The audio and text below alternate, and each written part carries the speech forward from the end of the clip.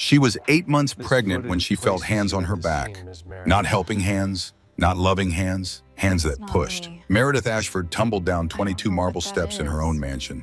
Her skull cracked against the floor, her wrist shattered. Her body bounced like a rag doll while she desperately tried to protect the baby inside her.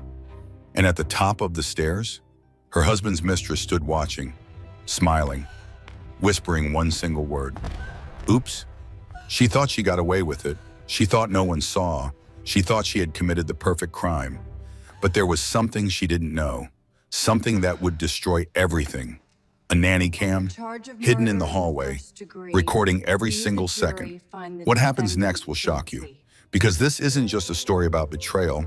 It's about a 2-year affair, a 20-year obsession, $47 million in stolen money, and a conspiracy so twisted you won't believe it's based on real events. But here's what I promise you. By the end of this story, you will watch a broken woman rise from the ashes. You will watch the guilty pay for every lie, and you will witness a revenge so satisfying, so complete, that you'll want to stand up and cheer. Stay with me until the end. Trust me. You don't want to miss what happens when the footage plays in court. The last thing Meredith heard before her body hit the marble was Sloane's whisper. Oops. One word, soft as silk, cold as ice, dripping with satisfaction. Then gravity claimed her. Time stretched into something strange and elastic. Each second lasted an eternity as Meredith tumbled down the grand staircase of the Ashford mansion. 22 marble steps. She would learn that number later. 22 steps between the woman she had been and the woman she would become. Her hands flew to her belly as she fell.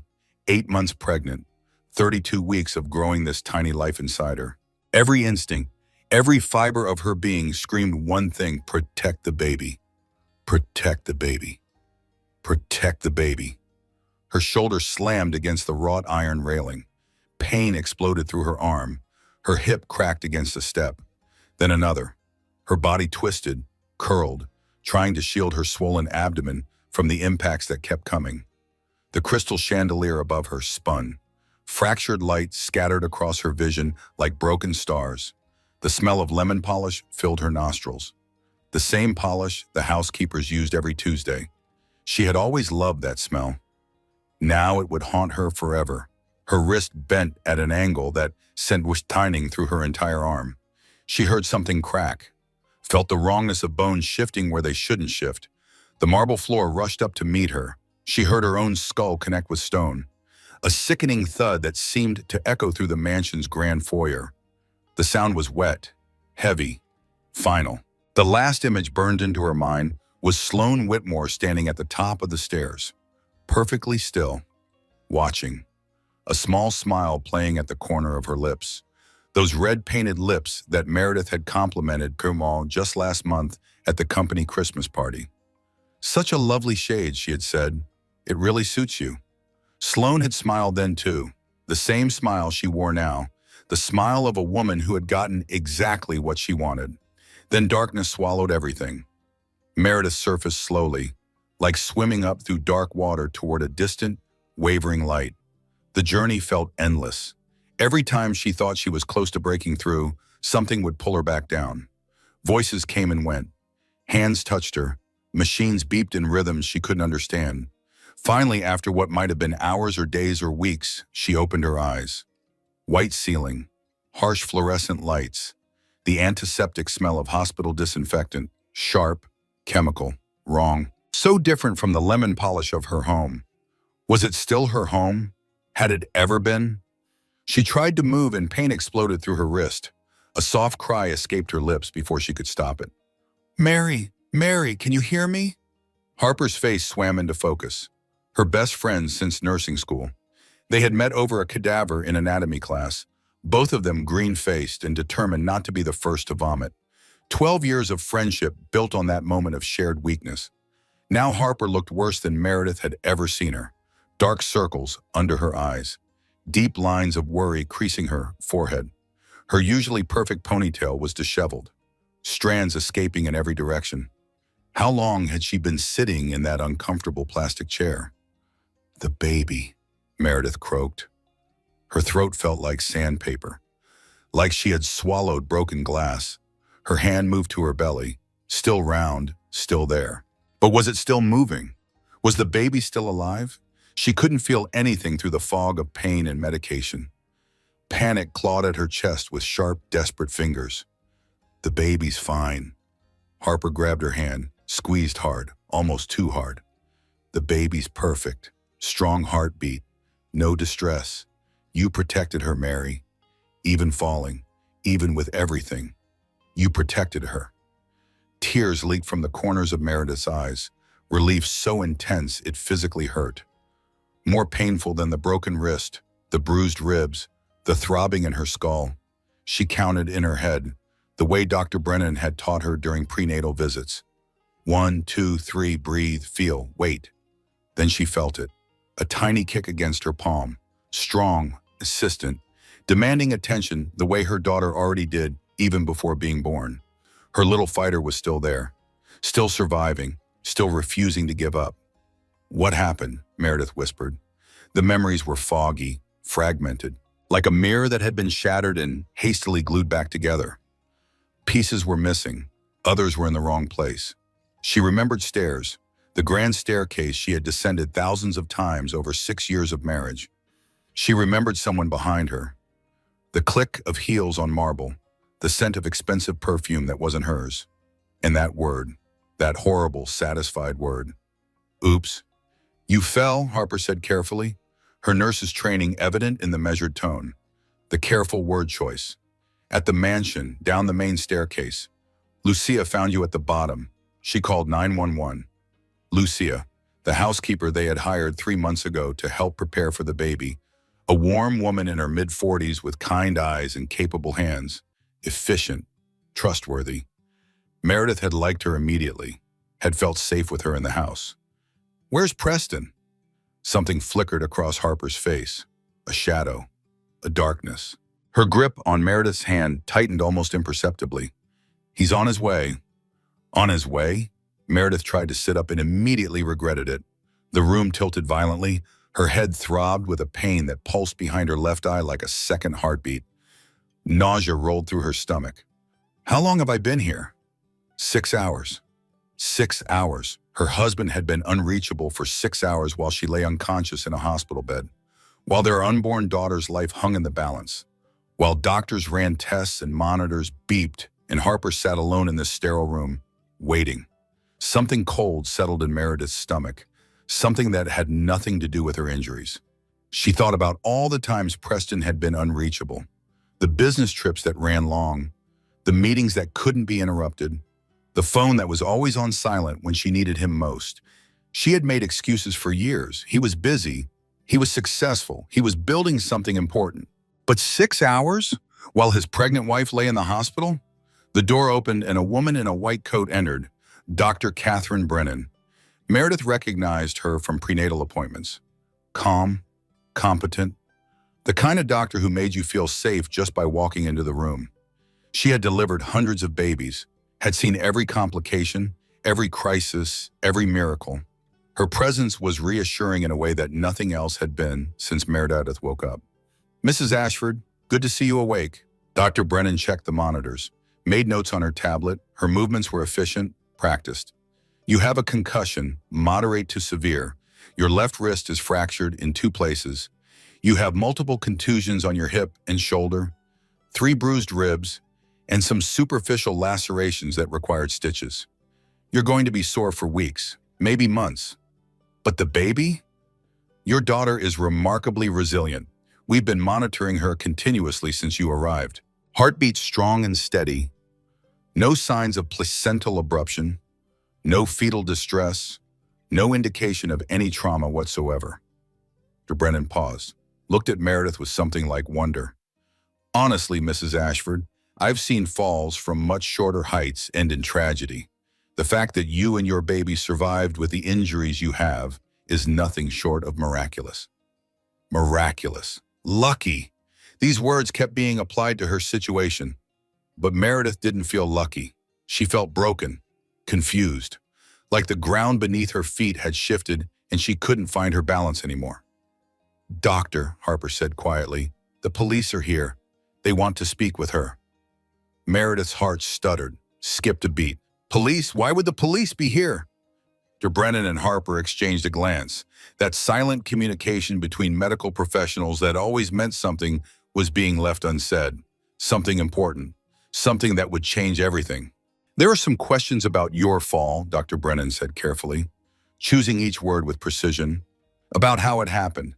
They need your statement when you are ready. I fell down the stairs. That's what happened. I lost my balance and I fell. Mary. Harper leaned closer. Her voice dropped to barely above a whisper, intimate, urgent. Lucia found something on the nanny cam. The nanny cam. Meredith had almost forgotten about it. Preston had insisted on installing it last month. For when the baby came, he said, to watch the nursery, to make sure everything was safe, to give them peace of mind when they couldn't be in the room. They had tested it in the upstairs hallway because the nursery wasn't finished yet. The painters were still working on the mural. The furniture hadn't arrived. The upstairs hallway, where the stairs began, where she had been standing before she fell. What did she find? Before Harper could answer, the door swung open again. Preston strode in like he owned the place, which technically he did. Preston Ashford owned a lot of things. A tech company worth $200 million. A mansion in the hills with 14 rooms and a view of the entire city. A fleet of luxury cars. A private jet. A vacation home in Aspen and an apartment in Manhattan and a yacht docked in Monaco. And her. For 6 years, he had owned her too. She just hadn't realized it until this moment. Meredith. He crossed to the bed in 3 long strides, pressed a kiss to her forehead. His lips were cold. His breath smelled like coffee and something else. Something floral, familiar. Thank God you're all right. I came as soon as I heard. 6 hours, she said quietly. It took you 6 hours. I was in meetings. My phone was off. You know how important the quarterly review is. The board members flew in from Tokyo. I couldn't just walk out. His hand found hers. The gesture felt automatic, rehearsed, like something he had seen in movies and was now performing for an audience. I'm here now. That's what matters. Meredith studied her husband's face. Square jaw, blue eyes, the silver threading through his dark hair at the temples that she had always found distinguished. Handsome in that corporate way, like a man who belonged on magazine covers and in boardrooms and at the head of long tables where important decisions were made. She had fallen in love with that face once, had trusted that face with her life, her future, her heart. Now she searched it for something she couldn't name, something that should have been there and wasn't. Concern, fear, love. The expression he wore was wrong somehow, like a mask that didn't quite fit. Mr. Ashford. A man appeared in the doorway, broad shoulders, tired eyes, the kind of exhaustion that came from seeing too much human darkness. A badge was clipped to his belt. Gold. Official. I'm Detective Thomas Brennan. No relation to the doctor before you ask. I have some questions about your wife's accident. Of course. Preston straightened, slipped into his professional voice, the one he used for investors and journalists and anyone he needed to charm. Smooth, controlled, unflappable. Anything to help. My wife's safety is my top priority. Actually, sir, I'd like to speak with Mrs. Ashford alone first. The detective's gaze was steady, unreadable, giving nothing away. Standard procedure in cases like this. Preston's jaw tightened, almost imperceptibly. But Meredith had been married to him for 6 years. She knew every micro-expression, every tell, every tiny movement that betrayed what he was thinking beneath the polished surface. And that particular twitch meant he was unhappy about something, worried about something, afraid of something. I don't think my wife needs to be interrogated in her condition.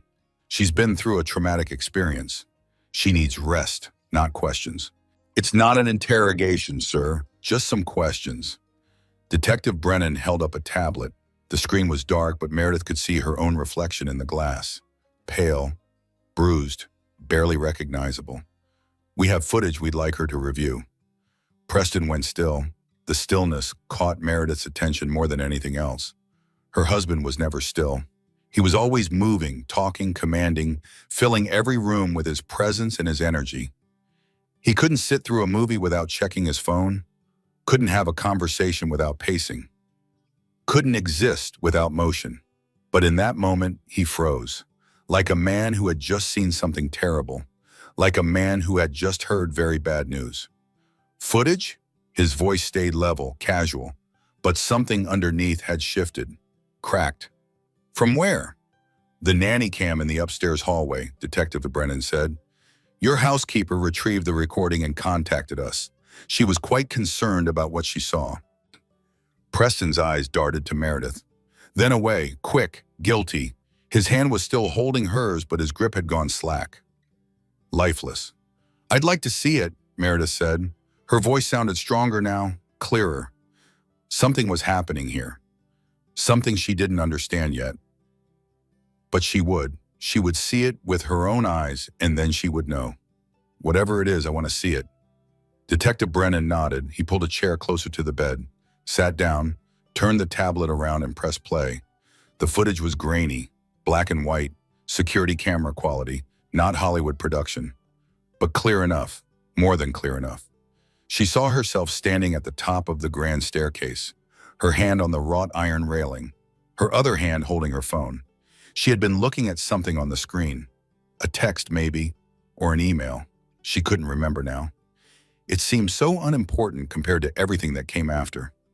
Then a figure appeared behind her, Sloane Whitmore. 29 years old, blonde, beautiful in that sharp, angular way that photographed well and looked good in boardrooms. She had been Preston's executive assistant for 3 years. Efficient, professional, always perfectly dressed in designer clothes that were just slightly inappropriate for an office setting. Too tight, too short, too much skin. Meredith had never thought much about her beyond mild gratitude that she kept Preston's schedule organized, beyond occasional curiosity about how she afforded those designer clothes on an assistant's salary. On the screen, Sloane moved closer. Her lips were moving, saying something. The audio was muffled, but her expression was clear. Venom. Pure, undiluted hatred twisting her pretty features into something ugly, something monstrous. Meredith watched herself turn, saw the confusion on her own face, the beginning of a question forming on her lips. What are you doing here? Or maybe, can I help you? The polite responses of a woman who didn't yet understand she was in danger. Then Sloane's hand shot out. The push was deliberate, forceful. No accident, no stumble, no attempt to help or steady or catch. Sloane Whitmore placed both palms flat against Meredith's back and shoved with all her strength. A violent, purposeful push designed to send her tumbling down 22 marble steps. The tablet showed Meredith falling, tumbling, her body bouncing off steps like a rag doll, arms flailing, legs twisting, the horrifying helplessness of someone with no control over their own body. Then Sloane's face filled the frame. She had moved to the edge of the stairs, looking down at where Meredith had landed, watching. Her lips curved into a small, satisfied smile. The smile of a woman who had accomplished something she had been planning for a long time. Then the expression changed, transformed. Horror replaced satisfaction in an instant. Her mouth opened in a practiced scream. She ran down the stairs with theatrical urgency. The performance was flawless. Concerned colleague rushing to help. Innocent bystander who had witnessed a terrible accident. No one would have known, except the camera knew. The camera saw everything. The tablet screen went dark. The hospital room was completely silent. Harper had her hand pressed over her mouth, tears streaming down her cheeks. Dr. Brennan stood frozen by the monitors, professional composure cracked. Detective Brennan watched them all with careful, assessing eyes. And Preston. Preston was staring at the tablet with an expression Meredith had never seen before. Not horror at what Sloane had done. Not rage at the woman who had tried to kill his pregnant wife. Not grief or shock or any of the things a loving husband should feel in this moment. Not even surprise. Fear. Preston Ashford was afraid. But not afraid for her. Afraid of something else entirely. Afraid of what this meant. What it revealed. What would happen next. Where did you get that? His voice came out rough, strangled. That's private property. You can't just take footage from our home without a warrant. Your housekeeper provided it voluntarily, sir. Detective Brennan's tone had gone flat, professional, the tone of a man who had seen enough guilty reactions to recognize the one when he saw it. She witnessed the aftermath and secured the evidence before anyone could tamper with it. Tamper? What are you implying? This is clearly a misunderstanding. Sloane was probably trying to catch her. My wife lost her balance and Sloane tried to help. The angle makes it look wrong, but I'm sure if you talk to Sloane, she could explain everything. Meredith heard the words, but they didn't make sense. She watched them come out of her husband's mouth, and they might as well have been in a foreign language. He wasn't defending her. He wasn't demanding Sloane's arrest. He wasn't even asking if she was okay. He was protecting Sloane. You knew, Meredith said. The room went silent again, somehow even more silent than before. The kind of silence that precedes earthquakes and explosions and the end of everything familiar. Preston finally looked at her, really looked at her, and in his eyes she saw everything she needed to know. The guilt, the calculation, the way he was already planning his next move, the way he had always been 3 steps ahead, playing a game she didn't even know existed. Meredith, let's not do this here. Let's not make a scene. You knew about her, about you and her. Her voice cracked, splintered like glass. How long? This isn't the time or place for this conversation. You're injured. You need rest. We can talk about this later, in private, when you're feeling better. How long, Preston? He ran a hand through his hair, that familiar gesture of frustration, of annoyance. The same gesture he made when she asked too many questions about his schedule, when she wanted to talk about their relationship, when she did anything that inconvenienced him. She had always apologized when he made that gesture, had backed down, had told herself she was being too demanding, too needy, too much. Not anymore. It's complicated, he said. She pushed me down the stairs. She tried to kill our baby. Meredith's hand found her belly again, protectively, instinctively, feeling for that reassuring kick. And you're protecting her.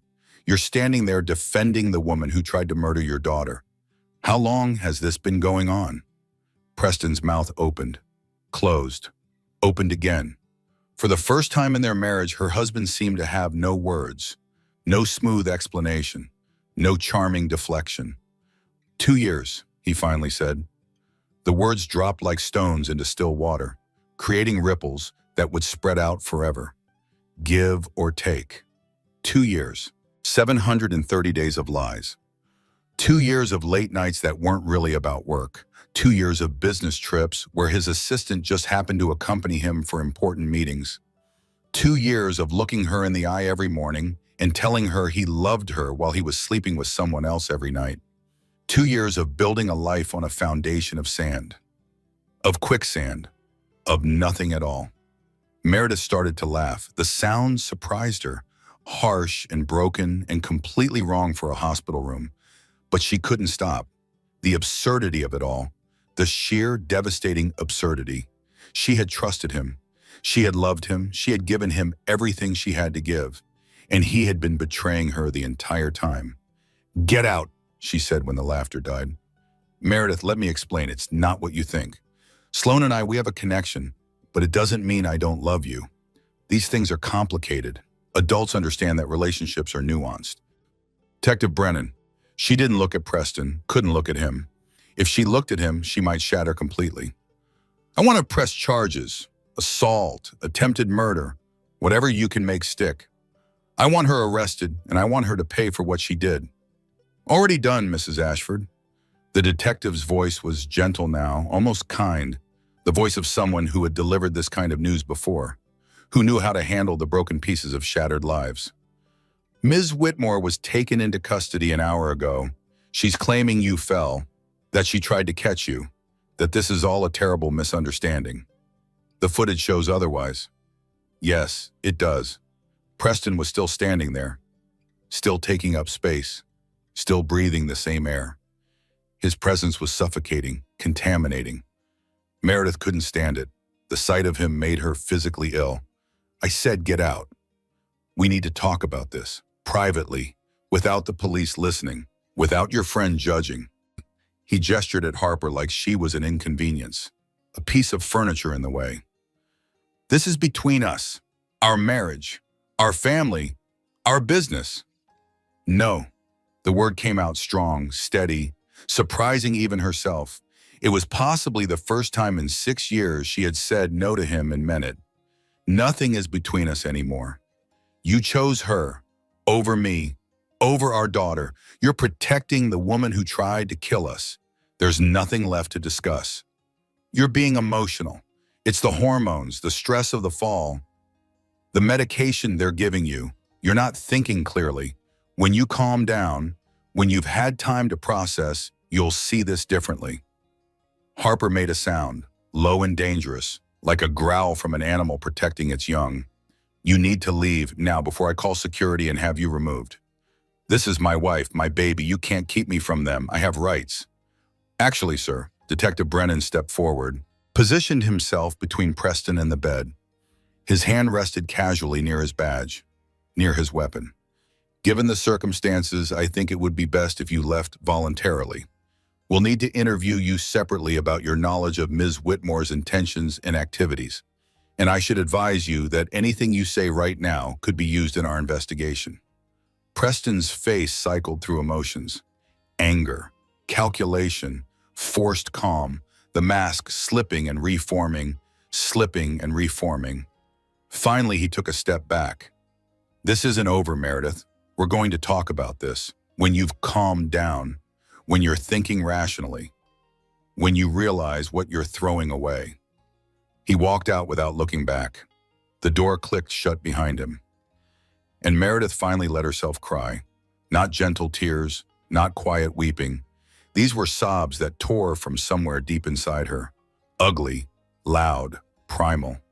The sound of a woman whose entire world had just collapsed, whose foundation had crumbled, whose future had been ripped away and replaced with something terrifying and unknown. Harper held her, didn't say anything, just held her and let her cry and handed her tissues and held her some more. The way a best friend does, the way a sister does, the way someone who loves you without conditions or agendas does. Outside the hospital window, the sun was setting, pink and gold and ordinary, the world going on as if nothing had changed, as if Meredith Ashford hadn't just learned that everything she believed was a lie. But something had changed. Everything had changed, and there was no going back. 3 days passed in a blur of hospital routine. Doctors checking vitals every 4 hours. Nurses monitoring the baby's heartbeat with machines that beeped in Word and printed out long strips of paper covered in wavy lines. Physical therapists teaching Meredith to work around her fractured wrist, to compensate for the cracked ribs that made every breath a small exercise in pain management. Harper stayed through all of it, sleeping in the uncomfortable plastic chair beside the bed, bringing real coffee from the good cafe down the street instead of the watery hospital version, screening phone calls and turning away visitors and fielding questions from well-meaning acquaintances who had seen the news coverage. Because there was news coverage now. The story had leaked somehow, maybe from a hospital employee, maybe from the police department, maybe from Preston's company, where rumors spread faster than viruses. Tech mogul's pregnant wife injured in fall. Mistress questioned in connection with assault. The headlines were everywhere. Meredith didn't read them. Harper made sure of that. Preston didn't come back. He texted once on the second day, a long message about needing space, about how complicated things were, about how he hoped she would see reason once the initial shock wore off, about how 20 years of friendship with Sloane couldn't just be thrown away over one moment of poor judgment. Meredith read it twice. Let every word sink in. 20 years of friendship. He had known Sloane for 20 years, since before he met Meredith, since before his first company, since before everything. She had never known. He had never mentioned it. In 6 years of marriage, countless conversations about his past, his history, his relationships, he had never once mentioned that his executive assistant was an old friend, a close friend, a friend of 20 years. She deleted the message without responding, blocked his number. It wasn't enough, but it was something. On the third morning, Detective Brennan returned. He looked tired, the kind of tired that came from too many late nights and too much coffee, and the weight of other people's tragedies pressing down on your shoulders. Meredith recognized that look. She had seen it in the mirror too many times over the past 3 days. Sloan Whitmore's arraignment was yesterday, he said, settling into the chair Harper had vacated for a coffee run. She's out on bail, $250,000. Your husband posted it within the hour. Meredith nodded. She had expected that. The initial shock had faded into something colder over the past few days, something harder, something that didn't have room for surprise anymore. She's still claiming it was an accident? Her lawyer's going with the defense that she was trying to catch you when you tripped, that her hands were positioned behind you to help, not to push, that the footage is misleading, taken out of context, doesn't show the full picture. On the detective's expression made clear what he thought of that argument. But we had our tech people enhance the audio from the recording. They were able to isolate her voice, clear as day. She said something before she pushed you. Oops, Detective Brennan blinked. You remember? I remember everything. Meredith's hand rested on her belly. The baby kicked against her palm. Strong, healthy, a little fighter who had survived the unsurvivable. I just didn't understand what I was remembering until I saw the footage. It was like my brain had recorded it, but filed it in the wrong place. I thought I imagined it. That horrible little word, that satisfied little whisper. The audio will help the prosecution significantly. That one word establishes intent. It shows she knew exactly what she was doing and took pleasure in it. He paused, leaned forward. Along with her expression after you fell, that smile, the way she watched you lying there. Juries respond to that kind of thing. They see it and they know they're looking at someone without remorse. Will it be enough for a conviction? I've seen cases with less evidence go all the way. The footage is damning. The audio is damning. The smile is damning. He paused again. Something shifted in his expression. Something careful. But I should warn you, her attorney is expensive. One of the best criminal defense lawyers in the state. And your husband seems willing to fund a vigorous defense. He's hired a PR firm too. There are already stories circulating about you, about mental instability, about jealousy, about hormones making pregnant women paranoid and irrational. Of course Preston was fighting back. Of course he was trying to rewrite the narrative. That was what he did. That was what he had always done. Control the story, control the perception, control everything and everyone around him. I spoke with Lucia Rodriguez, Detective Brennan continued, your housekeeper. She's been very cooperative, very helpful. Something in his tone suggested there was more. She had additional information she thought you should know. Additional information? The nanny cam in the hallway wasn't the only recording device in your home. Apparently your husband had cameras installed throughout the mansion. Security purposes, he said. The footage backs up to a cloud server. Lucia has been with you for 3 months, and in that time, she's noticed some concerning things. She saved copies of several recordings. She thought you should see them. Before Meredith could ask what that meant, the door opened. Harper returned with 2 cups of coffee and a paper bag that smelled like cinnamon rolls. Behind her was Lucia herself, small and solid, with kind eyes that had seen too much and capable hands that had cleaned up too many messes. She looked nervous, uncomfortable, like someone about to deliver bad news but determined to do it anyway. Mrs. Ashford, Lucia clutched a USB drive in her fingers. Her knuckles were white. Her accent was barely noticeable after 40 years in America, but it grew stronger when she was emotional. I'm so sorry. I should have told you sooner. I should have said something. I didn't know how. I didn't know if it was my place. You were my employer's wife, and I was just the help. And I thought maybe I was seeing things wrong, understanding things wrong. Told me what, Lucia? The older woman exchanged a glance with Detective Brennan. He nodded slightly. Permission, encouragement. I was let go, Lucia said, yesterday morning. Mr. Ashford called me personally, told me my services were no longer required, said he would have my final check mailed, said if I spoke to anyone about what I had seen or heard in the house, there would be consequences, legal consequences. He fired you for calling the police, for saving my life? I think so, yes, for the footage, for not coming to him first, for not being loyal. Lucia's lip trembled. But before I left, Before I turned in my keys, I made copies of everything. Not just the day you fell, all of it. Everything the cameras recorded for the past 4 months. She held out the USB drive like an offering, like a grenade with the pin already pulled, like something that could destroy or save, depending on who held it and how they used it. Harper took it, connected it to her laptop, the screen filled with file folders, dates going back to August, dozens of recordings, hundreds of hours of footage, a documentary of a marriage that Meredith hadn't known she was starring in. What am I looking at? The truth, Lucia said quietly, about what's been happening in your home while you were away, while you were at work, at appointments, visiting your mother before she passed. Her voice caught. I'm sorry, Mrs. Ashford. I'm so sorry you have to see this, but you need to know. You deserve to know. Harper clicked on a file at random. September 15th, the master bedroom, Meredith's bedroom, the room she had decorated herself, choosing every fabric and color and piece of furniture. The bed with the hand-carved headboard she had found at an antique shop in Vermont.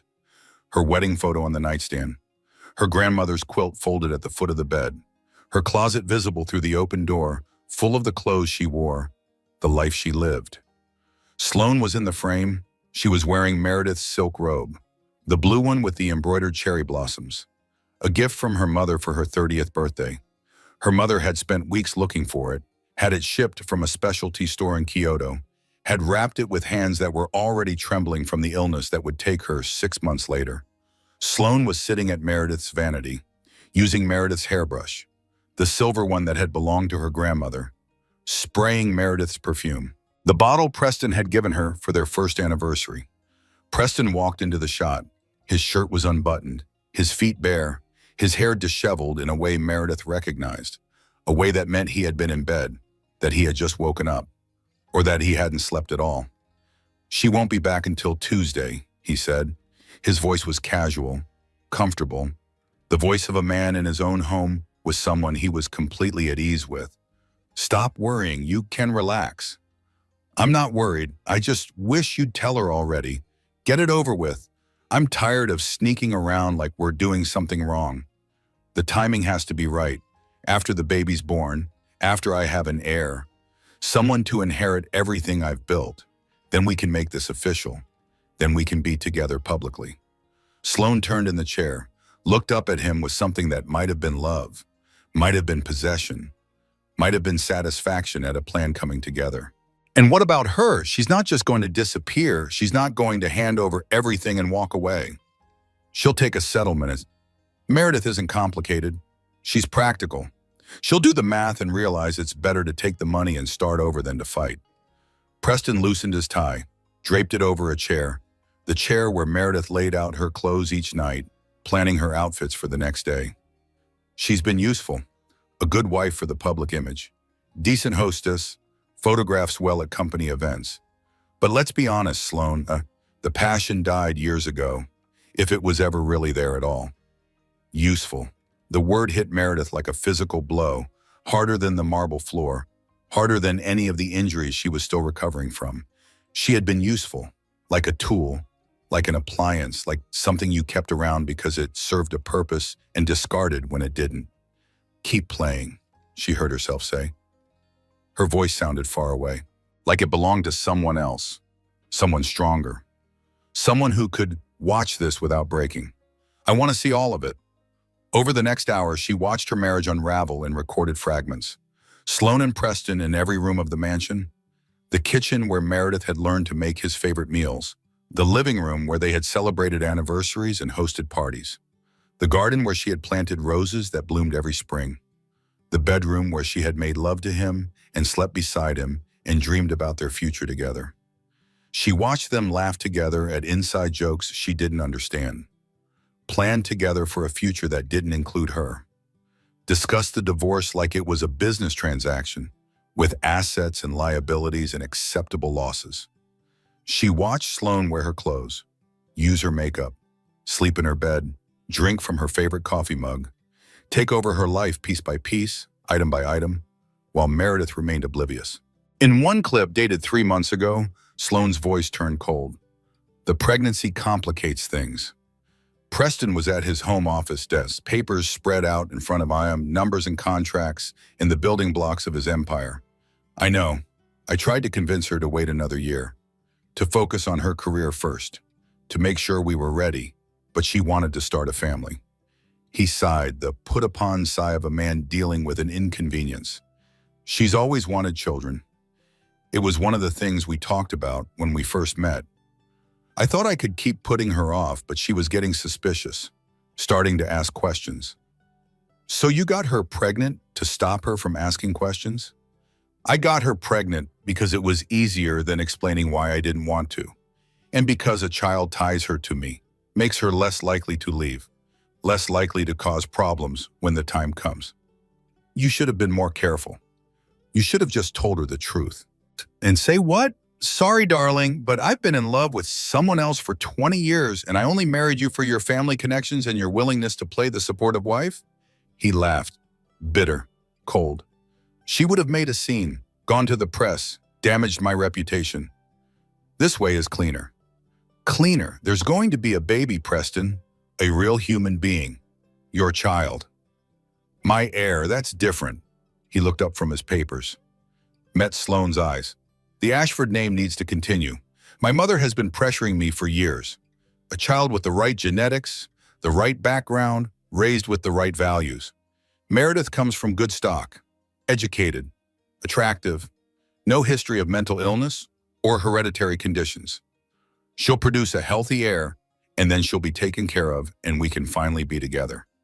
Taken care of, like she was a problem to be solved, an obstacle to be removed. Sloane moved closer to the desk, leaned against it. Her eyes were calculating, sharp. And if I don't want to wait 9 more months, another year while you play house and pretend to be the happy, expectant father, then you'll have to learn patience. I've been patient for 20 years, Preston. I was patient when you married that first wife fresh out of college. I was patient when you divorced her, and I thought you'd finally choose me, and then you met Meredith at that fundraiser. I was patient when you proposed to her 3 months later and told me it was just for show, just for business, just for a few years until your company was stable. And I've always come back to you. I've always kept my promises. Just wait a little longer. There are other options. Sloane's voice dropped, darker, colder. Pregnancies fail all the time. Accidents happen. Women fall downstairs. Women have complications. Women miscarry. It's tragic, but it's common. No one would blame you. The room was silent. Meredith watched Preston's face on the screen, watched him consider what Sloane was suggesting, watched him weigh the options, the calculations visible behind his eyes. Let's not go there, he finally said. Not yet. She'll have the baby. I'll wait a decent interval, a year, maybe 2. Then we proceed as planned. A quiet divorce, a generous settlement, a non-disclosure agreement, and then we can finally have the life we've always wanted. And if I don't want to wait, then you'll have to trust me the way you had always trusted me, the way you always will. The footage ended. The screen went dark. Meredith stared at the frozen timestamp. October 15th, 3 weeks before the fall, 3 weeks before Sloane decided she was done waiting. There's one more, Lucia said. Her voice was barely above a whisper. From 2 weeks before you fell. It's the worst one. I wasn't sure if I should show you. Show me. The timestamp read October 29th. The location was the mansion's second-floor hallway, near the stairs. The same hallway where Meredith would fall 22 steps to the marble floor below. Sloane was on the phone, her back to the camera, but her voice was clear, confident. The voice of someone who had made a decision and was not going to be talked out of it. I don't care what he says. I'm done waiting. I've waited 20 years. I've watched him marry 2 other women. I've been the secret, the mistress, the dirty little truth he keeps hidden. I'm not doing it anymore. A pause, listening to whoever was on the other end. Mother, I know what I'm doing. I have a plan.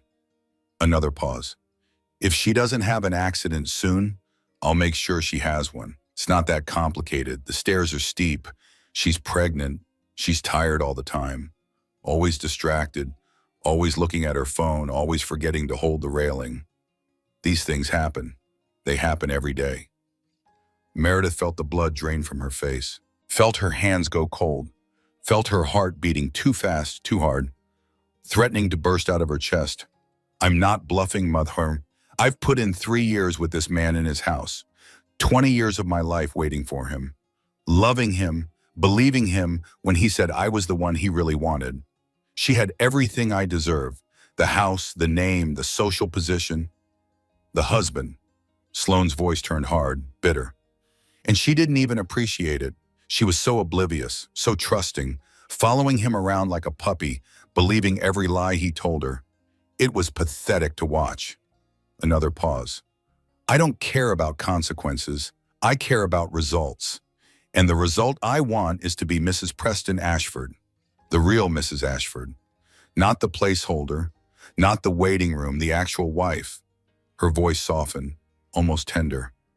I deserve it, Mother. After everything I've sacrificed, after all the years I've waited, I deserve to have what I want. The call ended. Sloane turned toward the camera. For a split second, she looked directly at the lens, directly at Meredith across time and circumstance. Her expression was calm, resolved, the expression of someone who had made peace with their choices. Then she walked away, down the stairs, into the rest of her life, into the plan she had been building for weeks. The room was very quiet. Harper had her hand pressed over her mouth. Her face was pale, stricken, the face of someone who had just watched a horror movie and realized it was actually a documentary. Detective Brennan was already on his phone, speaking in low, urgent tones. Words like premeditation and conspiracy and additional charges filtered through the silence.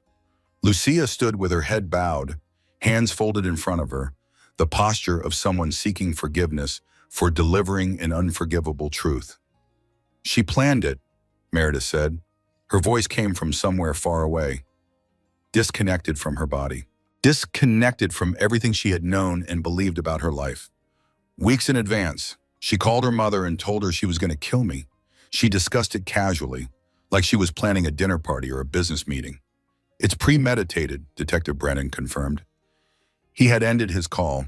His expression was grim, determined. This changes everything.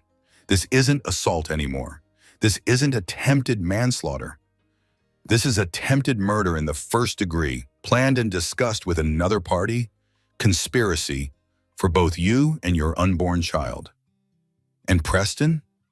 Meredith's voice cracked on his name, the name of the man she had married, the name she had taken, the name she had given to the baby growing inside her, that other recording, the one where she talked about accidents, where she talked about pregnancies failing. He heard all of that. He didn't stop her. He just told her to wait, to be patient, to trust him. We're expanding the investigation immediately. Conspiracy charges are possible. Accessory before the fact. If we can prove he knew she was planning this and did nothing to stop it or warn you, he's culpable too. Meredith looked at Lucia, this woman she barely knew, this employee who had risked her job, her livelihood, her references, her future employment, all to do the right thing, all to save someone else. Why, she asked. You could have ignored it, kept your head down, collected your paycheck and pretended you didn't see anything. Why risk everything? Lucia's eyes were wet, but her voice was steady when she spoke. Because I have a daughter too, Mrs. Ashford. She's 22 years old now, just finished college, starting her life, and if anyone ever tried to hurt my future grandchildren. She shook her head, pressed her hand to her heart. Some things you can't look away from. Some things you have to stand up against, even when it costs you everything, even when it's hard, even when it's easier to stay silent. Harper moved to sit on the edge of the bed, took Meredith's hand, held on tight, the way she had when they first became friends, the way she had at Meredith's mother's funeral, the way she always did when the world was too much and Meredith needed someone to hold her together. What do you want to do?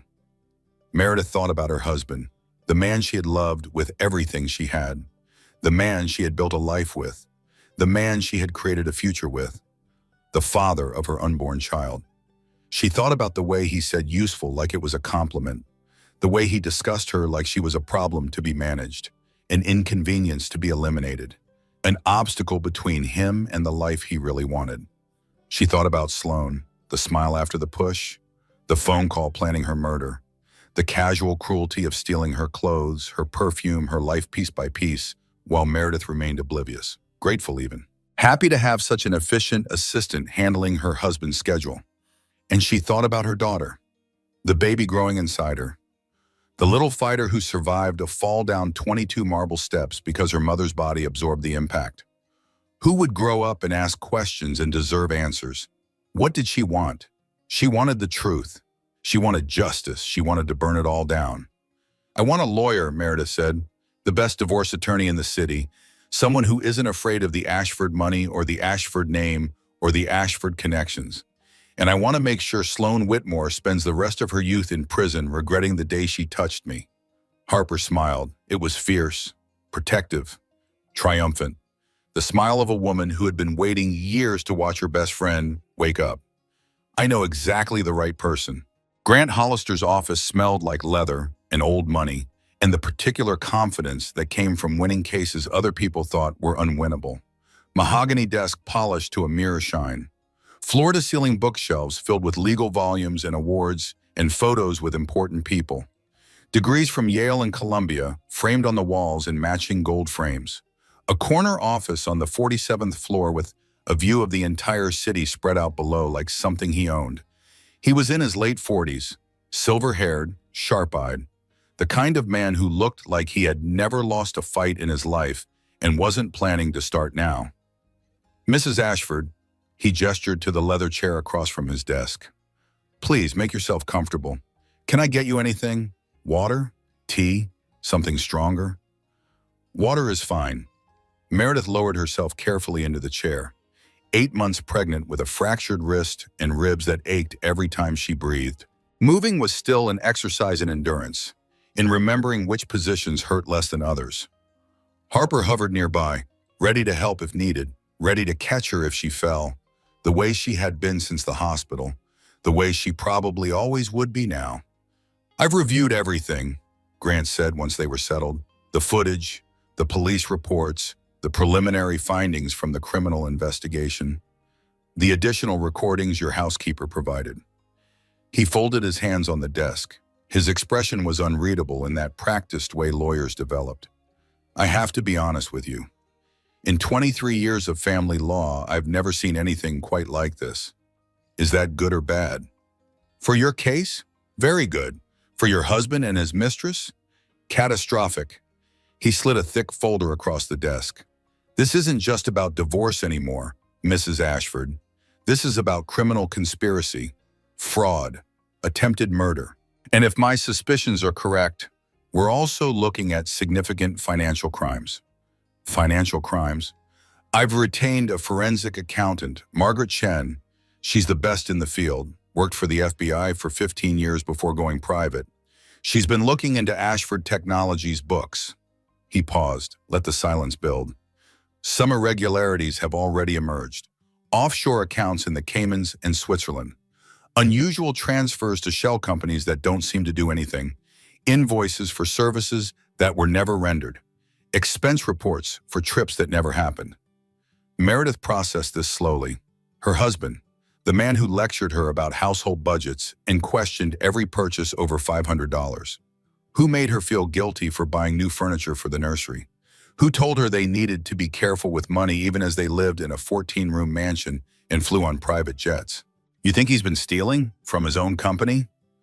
I think there's much more to Preston Ashford than meets the eye, and I think the closer we look, the more we're going to find buried beneath that polished surface. Grant leaned back in his chair, steepled his fingers. The question is, how far do you want to take this? How deep do you want to dig? As far as it goes, as deep as it takes. Even if it destroys him completely? Even if it means his mother coming after you with everything the Ashford family has? Even if it means your daughter growing up knowing her father is in prison? Meredith thought about the footage, the recordings, the casual way Preston discussed her like she was a business asset to be liquidated when she was no longer useful. The silence when Sloane talked about accidents and failed pregnancies and women who fell downstairs. He made his choices, she said. All of them. Every lie, every betrayal. Every time he looked me in the eye and told me he loved me while he was planning to discard me. Those were his choices. I'm just revealing them. Grant nodded. Something like approval flickered in his eyes, the look of a man who recognized a fighter when he saw one. Then let's begin. The next 3 weeks became a crash course in the dissolution of a marriage. Meredith learned that the mansion in the hills wasn't owned by both of them, as she had believed for 6 years. Preston had kept her name off the deed. For tax purposes, he had explained when they bought it. Simpler this way. You trust me, don't you? And she had. Of course she had. She had trusted him with everything. She learned that the prenup she had signed the night before their wedding, barely reading it because she was so in love and so certain they would be together forever, protected his pre-marriage assets completely. But she was entitled to half of everything accumulated during their 6 years of marriage, which, as it turned out, was substantial. Preston had not been idle during their years together. He had acquired properties she had never seen, investment portfolios she had never been told about, art collections stored in private vaults, all purchased with funds from their marital estate, all hidden in shell companies and trust structures that Meredith had never known existed. He's been preparing for this for years, Grant explained during one of their many meetings. Papers spread across the conference table, charts and graphs and evidence of deception, building escape routes, hiding assets, creating layers of protection between himself and accountability. The affair with Sloane isn't impulsive or emotional. It's strategic. She's been helping him structure the financial side of things since the beginning. So she's not just his mistress. She's his co-conspirator, his partner, has been from the very beginning, as far as I can tell. But Grant pulled out a timeline he had constructed, names and dates and connections spreading across the page like a spider's web. They met at a conference in Chicago 4 years before your wedding. She was working for a competing tech firm. Their relationship began then, if not earlier. Within 6 months of that conference, she was working as his executive assistant. Within a year, she was running parts of his operation that you never saw and never knew existed. Meredith sat with this information, let it settle into her bones like lead. The betrayal kept finding new depths, new levels of pain. Just when she thought she understood the full scope of it, another layer peeled back to reveal something worse underneath. "What about my mother's funeral?" she asked quietly. Grant's expression shifted, softened slightly, the first crack in his professional facade. "What do you mean?" "The footage from September, when I was in Denver burying my mother, saying goodbye to the woman who raised me. They were in my house, in my bedroom, in my bed." Her voice caught, cracked. "While I was standing at her grave, Sloane was wearing my mother's robe, using my mother's perfume, sleeping with my husband under my mother's quilt. I saw those recordings, yes. She wore my mother's necklace." The words came out flat, empty. But somewhere beneath the numbness, a white-hot rage was beginning to build. A furnace being stoked with coal that would never stop burning. "There's a clip from October 2nd. Sloane is going through my jewelry box. My jewelry box that my mother gave me when I turned 18. She tries on my mother's pearl necklace. The one Mom wore at her wedding to my father. The one she gave me the day before she died, when she could barely speak, when she held my hand and told me she loved me." Meredith's voice cracked completely. "Sloane held it up to her neck and said it would look better with her coloring." And Preston laughed. He laughed and said I would never notice, said I was too busy grieving to pay attention to anything. Harper made a small sound of fury, something between a growl and a sob. "And he was right," Meredith continued. "I didn't notice. I came home from burying my mother and nothing seemed wrong. Everything was exactly where I left it. He kissed me at the door and told me he was sorry for my loss and made me tea and held me while I cried, and I thought, at least I have him. At least I have this marriage. At least I'm not alone." The silence stretched, heavy, painful, suffocating. "This is the man I married," Meredith said finally. "This is who he's always been. I just didn't see it. I didn't want to see it. I loved the version of him I believed in so much that I blinded myself to the version that actually existed." She thought about their wedding day, 6 years ago in June, the garden ceremony she had dreamed about since she was a little girl. The dress her mother had helped her choose, the vows they had written themselves, promising forever, promising loyalty, promising to love each other through everything. Preston had seemed like everything she had ever wanted, successful but not arrogant, charming but not superficial, attentive but not smothering. He had pursued her with such focus, such determination, making her feel chosen, special, like the heroine of her own love story. Looking back now, she could see the signs, the tiny red flags she had dismissed or explained away, the way he had isolated her from friends, subtly, gradually, making small comments about how this one was jealous of her success. That one was a bad influence. The other one was taking up too much of her time, until her social circle had shrunk to almost nothing and she was dependent on him for everything. The way he had managed their finances, taking control while telling her she didn't have a head for numbers, making her ask for money, making her justify every purchase, making her feel guilty for wanting things. The way he had made decisions for both of them and framed it as taking care of her, where they lived, what they ate, when they saw friends, how they spent their time, always his preferences, always his choices, always presented as what was best for them both. She had mistaken control for love, possession for passion, manipulation for care. "I should have listened to Louise," she said. "Your sister? We haven't spoken in 4 years. She tried to warn me before the wedding. She came to my apartment 3 days before I was supposed to walk down the aisle and she begged me not to do it. She said Preston was wrong for me, too controlling, too ambitious, too focused on what he wanted to the exclusion of everything else." Meredith laughed bitterly. The sound scraped against her throat. "She said I was disappearing into him, losing myself piece by piece, becoming a reflection of what he wanted instead of who I actually was. What happened? I told her she was jealous, jealous of my success, jealous of my happiness, jealous that I had found love and she was still alone. The shame of that memory burned. We had a terrible fight. I said things I can never take back, and I chose him over my own sister, over the only family I had left after our father died. Have you thought about reaching out to her? I've thought about it every day since I saw that footage. But what would I say? You were right, I was wrong. My husband's mistress tried to kill me and my baby." She shook her head. "I need to get through this first. I need to be strong enough to admit how wrong I was. Strong enough to face her knowing she saw what I couldn't see." The meeting ended with plans, strategies, timelines. Grant explained the process in careful detail. Separation paperwork, asset discovery, depositions and motions in the intersection with the criminal case. It would be long, complicated, emotionally exhausting. A marathon, not a sprint. But they would win. He was certain of that. "The evidence is overwhelming," he said as Meredith stood to leave, supporting herself on Harper's arm, her body protesting every movement. Between the footage, the financial records, and the criminal charges, Preston Ashford is going to lose everything he values. His reputation, his company, his freedom, possibly if the fraud allegations pan out. Grant paused. Let the weight of his words settle. The question isn't if we win, it's how completely we destroy him in the process.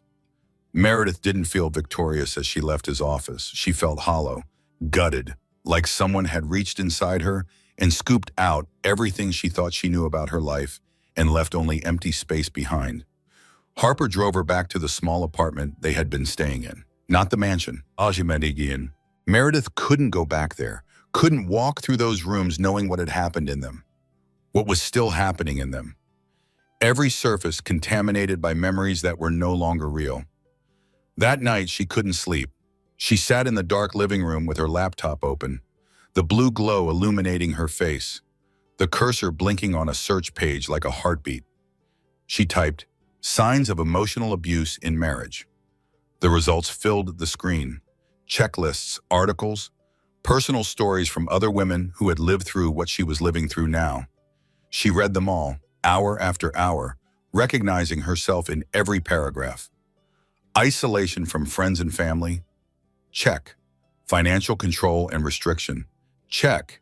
Gaslighting and making you doubt your own reality. Check. Making you feel crazy for noticing things that were actually happening. Check.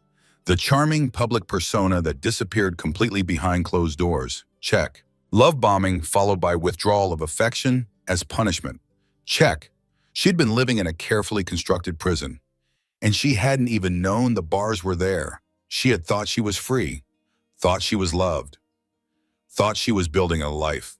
All along, she had just been building her own cage. At 3 in the morning, she typed something else. How to know if you were being gaslit? The answer was devastatingly simple. If you constantly questioned your own perception of reality, if you apologized for things that weren't your fault, if you felt confused and destabilized all the time, if you had lost trust in your own judgment, if you couldn't make decisions without approval, if you felt like you were going crazy, Meredith had done all of those things for years. Every time she had felt something was wrong with Preston, every time her instincts screamed at her, every time a small voice in the back of her mind whispered that this wasn't right, she had talked herself out of it, dismissed it as paranoia, insecurity, hormones, the irrational fears of a woman who didn't appreciate how good she had it. She hadn't been paranoid. She hadn't been irrational. She had been right. Her instincts had been trying to save her all along, and she had silenced them again and again because she loved a man who didn't exist. The realization was devastating and liberating and terrifying all at once. Her baby kicked, strong, insistent, as if reminding her she wasn't alone, that whatever came next, they were in it together, that there was still something worth fighting for. I know, little one, Meredith whispered, her hand pressed against her belly, feeling that movement, that life, that future. I know I'm going to figure this out for both of us, I promise. She closed the laptop, sat in the darkness, let herself feel everything she had been pushing away.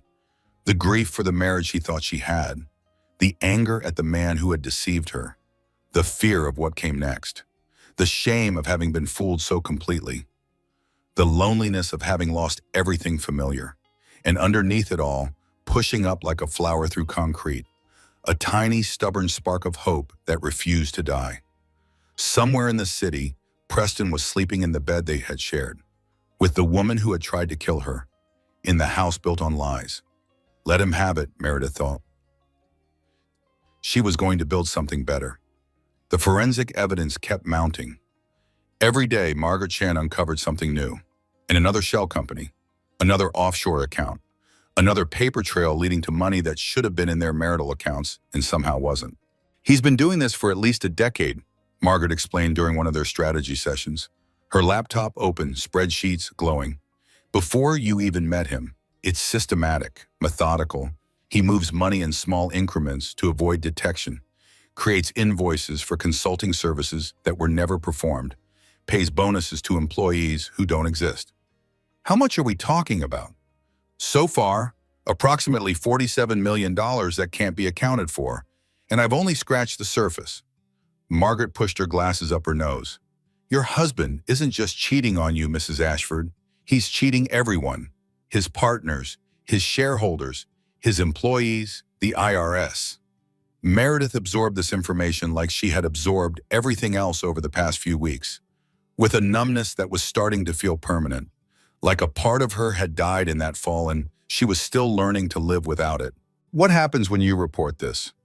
The SEC will get involved, the FBI probably. Financial crimes of this magnitude don't go unnoticed once they're exposed. Margaret's expression was carefully neutral. It's likely to take years to fully untangle, but the result will be the same. Prison time.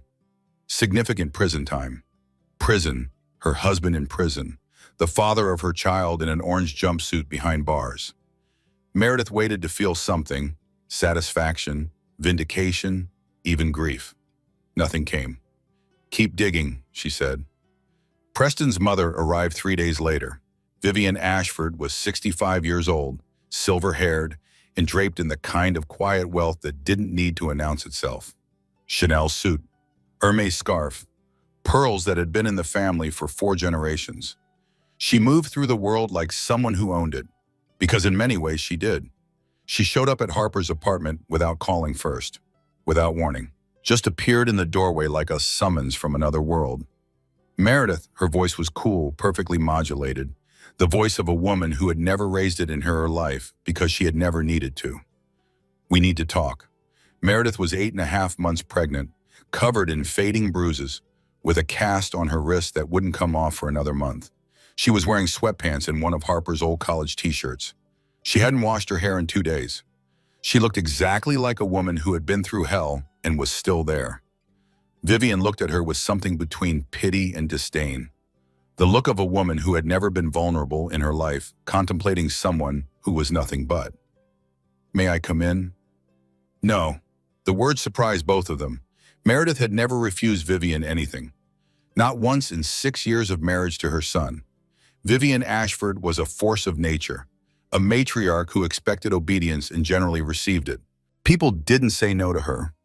They certainly didn't say no while wearing sweatpants and standing in the doorway of a cramped apartment. "I've come to make you an offer," Vivian said.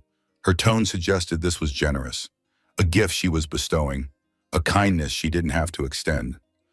"Walk away from all of this, the divorce proceedings, the criminal investigation, the forensic accounting, all of it. You'll receive $2 million, a clean break, no scandal, no publicity, no dragged-out legal battles. And in return, you sign a non-disclosure agreement, comprehensive, permanent. You decline to testify against Sloan. You tell the police you don't remember what happened that day. Memory is so unreliable after head trauma, wouldn't you agree?" Vivian's smile was thin, sharp, like a blade covered in silk. "You take the money, you have your baby. You build a new life somewhere far from here, and we never speak of this unpleasantness again. Everyone wins." Meredith leaned against the doorframe. Her body ached. Her heart ached more, but her voice was steady when she spoke. "Does Preston know you're here? Preston is being foolish, emotional, thinking with parts of himself other than his brain, as men so often do.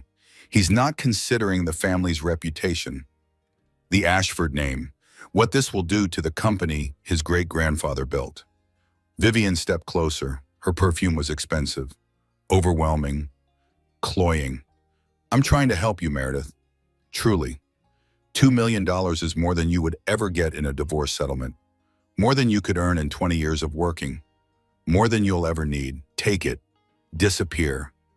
Let this whole ugly business fade away like a bad dream. Your son's mistress pushed me down 22 marble steps. An accident. A moment of passion. These things happen between women fighting over a man. She tried to kill my baby, your grandchild. The child is fine. You're fine. No permanent damage was done."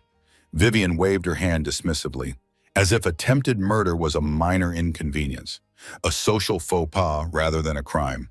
"Let's not make this bigger than it needs to be. I have video footage of her pushing me, audio of her planning it weeks in advance, evidence of her discussing it with her own mother. Footage can be manipulated. Experts can be hired to say whatever we need them to say. A good lawyer can make this very complicated for you, very expensive, very drawn out." Vivian's voice hardened, the silk falling away to reveal the steel underneath. "You don't want to fight the Ashford family, Meredith.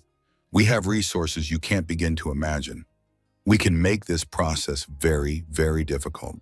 We can tie you up in court for years, drain every penny you have, make sure no one in this city will hire you or rent to you or associate with you. Is that what you want for yourself? For your child? Are you threatening me? I'm offering you a way out, a generous one, the only one you're going to get." She reached into her Hermes bag, pulled out a check, pre-signed, pre-dated, $2 million, made out in Meredith's name. "Take it, walk away. This is the best decision for everyone, including your daughter." Meredith looked at the check. $2 million, more money than she had ever seen, more than she had ever dreamed of having, enough to buy a house, start a business, send her daughter to the best schools, build a life free from want or worry. All she had to do was let Sloan walk free. Let Preston escape consequences. Let the Ashford family rewrite history so that she became the unstable pregnant woman who fell down the stairs and they became the victims of her delusions. You know what I keep thinking about? Meredith said quietly. Vivian waited, confident, certain. The check still extended toward Meredith like an offering. The nanny cam, we installed it for the baby, to watch the nursery, to make sure she would be safe when we couldn't be in the room with her. She looked up, met Vivian's eyes. Your son put that camera there to protect our daughter, and it ended up capturing the woman he's been having an affair with, pushing me to my death while she whispered, "Oops." A pause. That's irony, isn't it? Or maybe it's justice. I can't decide which. Meredith, be reasonable. Think about what you're doing. Your daughter-in-law is standing in front of you with a broken wrist and bruises on her body and a baby that almost died. And you're asking me to be reasonable. Meredith's voice was steady now, cold, forged in the fire of everything she had learned and everything she had lost. No, I'm not taking your money. I'm not signing anything. I'm not helping you protect your son's reputation while he protects the woman who tried to murder me. You'll regret this, I promise you that. Maybe, but I'll be able to look my daughter in the eye and tell her I did the right thing. That I stood up for us when no one else would. That I didn't sell our dignity for money. She stepped back, began closing the door. Goodbye, Vivian. The next time we speak, it will be through lawyers. The door clicked shut. Meredith stood there for a long moment, shaking, her heart pounding so hard she could feel it in her throat, her wrist throbbing where she had gripped the doorframe too tight. Harper appeared from the kitchen. She had heard everything through the thin walls. Her expression was equal parts proud and worried. That was, wow. I know. $2 million, Mary. I know. And you just closed the door in her face. Meredith laughed. It was a strange sound, almost hysterical. But underneath the hysteria, something else, something stronger. I did, didn't I? You absolutely did. Harper pulled her into a careful hug, mindful of the bruises, the belly, the fragile state of everything. I've been waiting 6 years to see that woman put in her place. 6 years of watching her look down her nose at you, criticize your clothes, your career, your cooking, your everything. She's going to make things difficult. She meant what she said. She was always going to make things difficult. At least now you know where you stand. At least now you're fighting back instead of trying to keep the peace. That night, Meredith made a phone call she had been putting off for 4 years. The phone rang 3 times. 4, 5. She was about to hang up, about to convince herself it was a sign, when someone answered. Hello? The voice was cautious, unfamiliar after so much time. Then recognition dawned, sharp, sudden. Meredith? Hi, Louise. Silence stretched across 400 miles and 4 years of estrangement, 4 years of missed birthdays and holidays and all the small moments that make up a life. 4 years of pride and stubbornness in words that couldn't be taken back. I saw the news, Louise finally said. The arrest, the assault charges. I've been watching the coverage every day, waiting for you to call, hoping you would call. I should have called sooner. Yes, you should have. A pause, heavy with everything that wasn't being said. Are you okay? The baby? We're alive, both of us. That's more than I expected a month ago. Meredith's voice cracked, broke, shattered completely. Louise, you were right about everything, about him, about the marriage, about all of it. You tried to tell me and I wouldn't listen, and I said terrible things and I chose him over you, and I'm sorry. I'm so sorry. I don't expect you to forgive me, but I needed you to know that I know now. I finally know. The words tumbled out. 4 years of regret compressed into a few sentences. 4 years of guilt and shame and missing her sister every single day, but being too proud to pick up the phone. Louise was quiet for a long moment. Meredith counted her heartbeats, waited for anger, for rejection, for I told you so. I'm already on a flight, Louise finally said. I land at 8 tomorrow morning. Just tell me where to find you. Meredith gave her Harper's address, hung up the phone, sat in the darkness and cried. Not from sadness this time. Not from grief or fear or pain, from relief. Louise arrived the next morning with a suitcase, a laptop bag, and a determination that Meredith remembered from their childhood.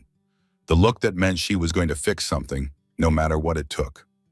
"You look like hell," Louise said by way of greeting. Then she pulled Meredith into a hug that lasted a long time. "I'm so sorry I wasn't here sooner. I should have fought harder. Should have made you listen. I wasn't ready to hear it. I wasn't ready to see what was right in front of me." "I know." Louise pulled back, studied her sister's face. "But you see it now. That's what matters. That's what we work with." They talked for hours about everything that had happened, about everything that was going to happen, about the trial and the divorce and the evidence in the future. "I'm a lawyer now," Louise said. "Did you know that? I finished law school, passed the bar, started my own practice in Denver. Family law mostly, helping people just like you get out of marriages just like yours." "You did?" "I did. All those years of not speaking. I had to do something with all that anger, all that energy." Louise smiled, sad, knowing. Helping other people leave their terrible husbands seemed like a decent way to channel it. "I'm proud of you. I know I don't have the right to be, but I am." "You have every right. You're my sister." That never stopped being true, even when we weren't talking. Louise had also brought Margaret Chen, the forensic accountant, who had more to show them. More shell companies, more hidden accounts, more evidence of a decade of fraud. "This goes deeper than just personal enrichment," Margaret explained. "Your husband has been using company funds to pay off regulators, bribing officials to approve permits for development projects, funneling money to politicians in exchange for favorable legislation." She spread documents across the table. "He's not just a cheater, Mrs. Ashford. He's a criminal, on a scale that's almost impressive if it weren't so disgusting." Meredith looked at the papers, the bank statements, the email chains, the paper trail of her husband's betrayal. "All those years he told me I didn't understand finances, that I shouldn't worry about money, that he would take care of everything." She laughed bitterly. "He was stealing from everyone and he made me feel guilty for buying new shoes." "Classic financial abuse," Louise said. "Keep you dependent, keep you ignorant, keep you so focused on small things that you never see the big picture. Make sure you can't leave because you don't even know where the money is or how to access it." "I thought he was protecting me, sheltering me. I thought it was love. That's what he wanted you to think. That's how it works." Malcolm Foster reached out 2 days later, Preston's former business partner, the man Preston had pushed out of the company 3 years ago in a boardroom coup that Meredith had witnessed but not understood. They met at a coffee shop downtown. Malcolm was in his mid-40s, salt and pepper hair, tired eyes. He looked like a man who had been carrying a heavy burden for far too long and was finally finding people strong enough to share it. "I tried to warn people," he said, his hands wrapped around his coffee cup like it was a lifeline. "When I first noticed the irregularities in the books, the offshore transfers, the fake invoices, I went to the board, showed them everything I had found." "What happened?" "They didn't believe me. Preston had them all convinced I was the problem. Bitter, jealous, trying to sabotage him because he was more successful than me." Malcolm's jaw tightened. "He told them I was having personal problems, that I was drinking, that I had made bad investments and was looking for someone to blame. He destroyed my credibility completely. I'm sorry. He destroyed more than my credibility. He destroyed my marriage. My wife left me. She believed him over me, believed I was lying about the fraud because I couldn't handle being second best." His voice cracked. "I've been alone for 3 years, watching from the outside while he got richer and more powerful, watching him alarm and steal and charm everyone into believing he was some kind of visionary genius. Why didn't you go to the authorities?" "I tried, but I didn't have enough evidence, just suspicions, fragments, things that I'd noticed but couldn't prove." He reached into his briefcase, pulled out a thick manila envelope. "So I've been gathering, documenting, waiting for someone else to see what I saw, someone with more credibility than a disgraced former partner." He slid the envelope across the table, heavy with papers, with proof, with years of patient, determined work. "Everything I've collected over the past 3 years, bank records, email exchanges, meeting notes I shouldn't have kept copies of, internal memos that someone forgot to shred. He met her eyes. I couldn't do anything with it alone. One crazy ex-partner making accusations no one believes. But with your footage, your lawyer, your willingness to fight, your wife of the accused credibility. He paused. Maybe now we can finally bring him down. Meredith took the envelope, felt the weight of it in her hands. 3 years of one man's struggle against a system designed to protect men like Preston. Why help me? She asked. You don't know me. You have no reason to trust me. For all you know, I'm loyal to my husband, and this is some kind of trap. Because I have a daughter, too. Malcolm's voice was rough, emotional, the armor of professionalism cracking. She's 20 years old now, just finished college, and she still believes her father is a failure, a liar, a man who couldn't accept losing and made up stories to make himself feel better. He swallowed hard. I want her to know the truth. I want her to know I was right all along. I want her to know her father isn't what everyone says he is. Meredith understood that. The desperate need to be believed. To have your reality validated after years of being told you were wrong. To look someone in the eye and have them say, yes, I see it too. Then let's make sure she knows, she said. Let's make sure everyone knows. That evening, sitting in Harper's small apartment, surrounded by evidence and allies and the wreckage of her marriage, Meredith felt something shift inside her. The grief was still there. The anger, the fear, all of it still churning beneath the surface, still threatening to pull her under. But underneath it all, something new was growing. Resolve, purpose, direction. She placed her hand on her belly. Her daughter kicked, strong, insistent, demanding attention the way she always did. We're going to be okay, Meredith whispered. Both of us, I promise. For the first time since the fall, she actually believed it. The criminal case against Sloan Whitmore moved faster than anyone expected. The enhanced audio from the nanny cam. The phone call recording where she discussed making sure Meredith had an accident. The testimony from Lucia about threats she had overheard. All of it painted a picture that no amount of expensive lawyers could obscure. Premeditated attempted murder. Of a pregnant woman. By the mistress of her husband. The media loved it. Headlines screamed across every platform, every news channel, every gossip site and tabloid and social media feed in the country. Tech mogul's mistress charged with attempted murder. Nanny cam catches shocking assault in mansion. The woman behind the stairs, inside the triangle that turned deadly. Meredith refused all interview requests, dozens of them, hundreds. Every morning brought new emails, new phone calls, new reporters camped outside Harper's building hoping for a glimpse of the pregnant woman at the center of the scandal. She let her lawyer speak for her, let the evidence speak for itself. She had no interest in becoming a spectacle, a curiosity, a cautionary tale to be dissected and analyzed and judged by people who had never met her. But Sloan had other plans. She's going to testify, Grant told her during one of their strategy sessions. Her lawyer has informed the court she wants to take the stand in her own defense. They're going for sympathy. The vulnerable young woman manipulated by a powerful older man. The victim of circumstance who panicked in a moment of stress. She planned it for weeks. She talked about it on a recorded phone call with her mother.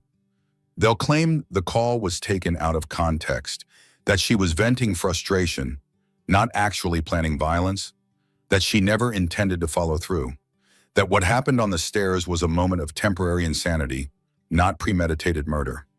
Grant's expression was grim. It's a Hail Mary defense. Desperate, unlikely to succeed. But sometimes juries respond to a pretty face telling a sad story. And Preston? He's been subpoenaed as a witness for the prosecution. They want him to testify about the nature of his relationship with Sloan, about what he knew and when he knew it, about conversations they had regarding you. Will he tell the truth? He'll tell whatever version of the truth protects him most, whatever story casts him as the innocent bystander rather than the accomplice. Grant leaned back in his chair, which is why we need to be prepared for anything, every twist, every lie, every attempt to shift blame. The trial began on a cold Tuesday in November. Meredith sat in the front row of the gallery, 9 months pregnant now, her belly straining against the fabric of the maternity dress Louise had helped her pick out. Something dignified, something that said victim, not vindictive, Something that would photograph well for the cameras that would be analyzing every frame of footage from this courtroom. Harper flanked her on one side, Louise on the other, both of them armed with tissues and water bottles and the fierce protectiveness of women defending someone they loved. Meredith's due date was 2 weeks away. Dr. Brennan had advised against the stress of a trial, had warned that the emotional strain could trigger early labor, had suggested watching from home, following the proceedings on television. She came anyway.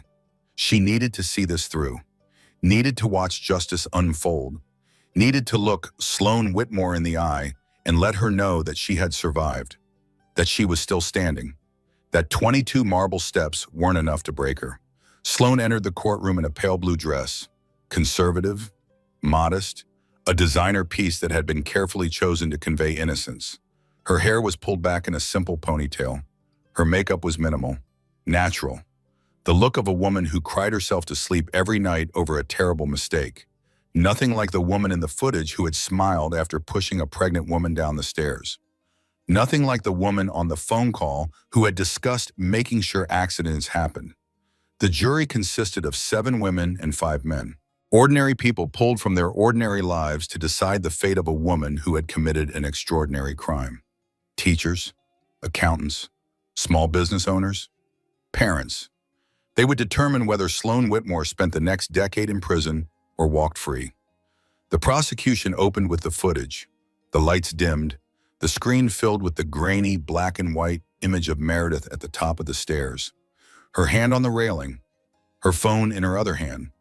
Just a woman standing in her own home, not knowing these were the last seconds of the life she had known. The entire courtroom watched what happened next.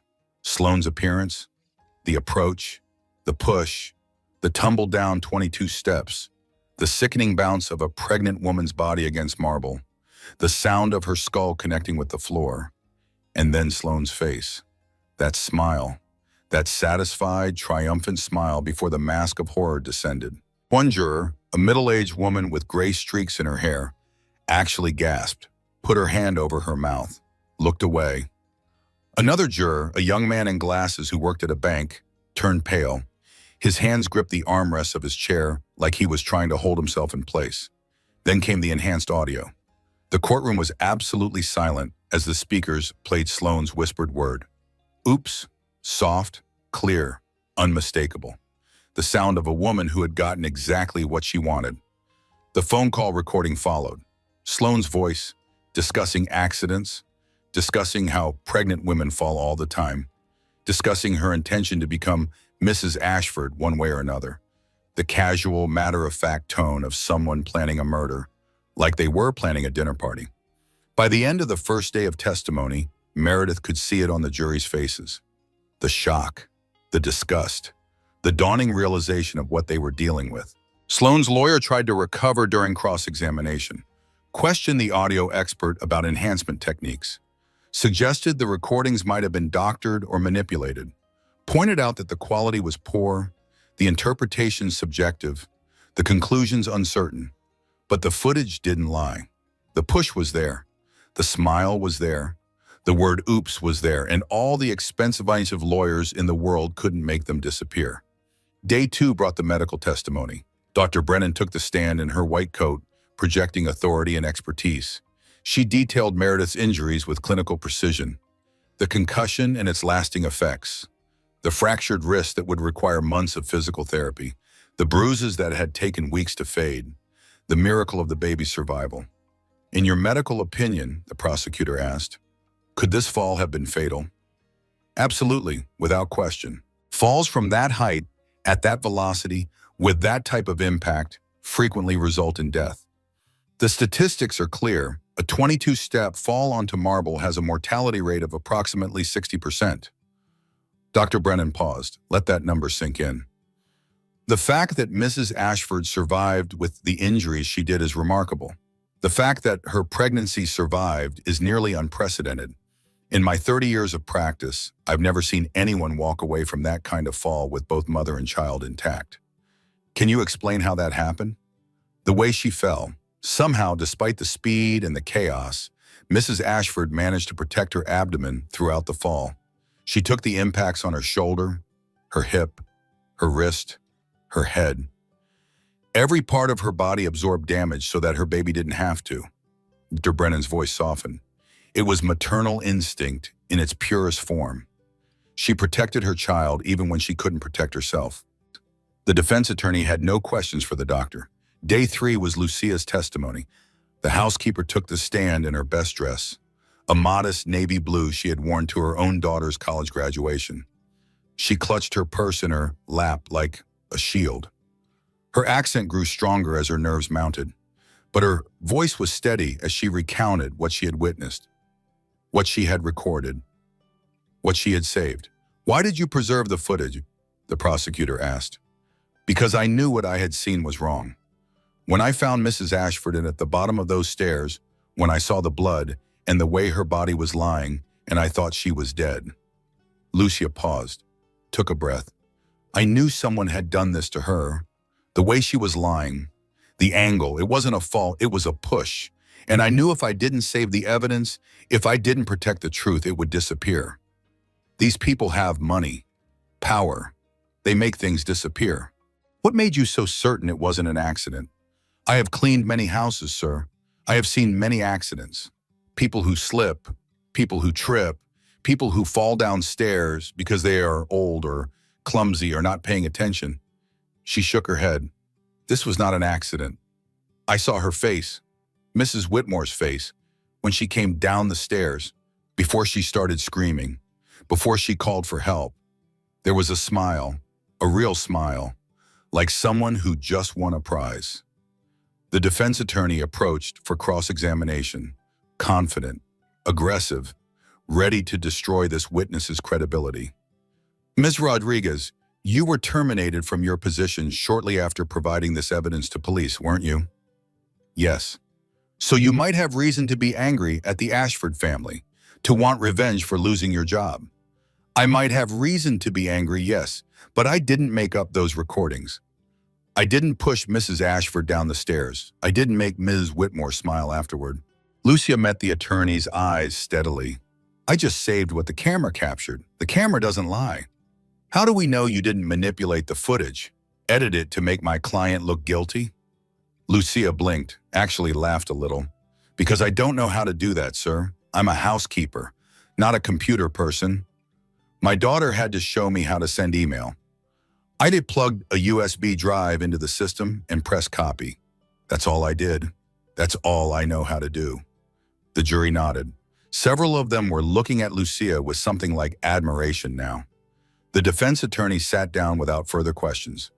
Day 4 was Preston's testimony. He took the stand in a $3,000 suit, looking like the wealthy executive he was, confident, polished. A man used to controlling every room he entered, used to charming everyone he met, used to lying and being believed. The prosecutor didn't waste time on pleasantries. "Mr. Ashford, how long have you been having an affair with the defendant?" Preston's jaw tightened, barely perceptible.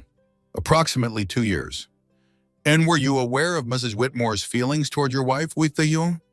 "I knew Sloane was, impatient, frustrated with our situation. But I never imagined she would do anything violent. She's not a violent person." "Never imagined, even after the conversations you had where she discussed your wife having accidents?" A pause. Too long. Preston's eyes flickered to Sloane, then away. Quick. Guilty. "There may have been some conversations along those lines. Casual, joking, the way people say things they don't mean when they're frustrated. I never took them seriously." "Joking about your pregnant wife falling downstairs?" "Sloane has a dark sense of humor. I didn't think she meant anything by it. I didn't think she was actually planning anything." The prosecutor pulled out a transcript, read directly from it. "Mr. Ashford, I'm going to read from a recording dated September 15th. In this recording, Ms. Whitmore says, quote, 'The pregnancy complicates things.' And you respond by saying you tried to convince your wife to wait. She then suggests that, quote, 'Pregnancies fail all the time. Accidents happen.' She implies that a fall or a miscarriage might solve your problems." The prosecutor looked up from the paper. "And your response was, quote, 'Let's not go there.'" Silence in the courtroom. "Let's not go there." Not, "That's insane, no." Now, I would never let anything happen to my wife. Not, we need to call the police. Just, let's not go there. As if murder was an option you were declining, not an atrocity you were condemning. Preston's face had gone pale beneath his country club tan.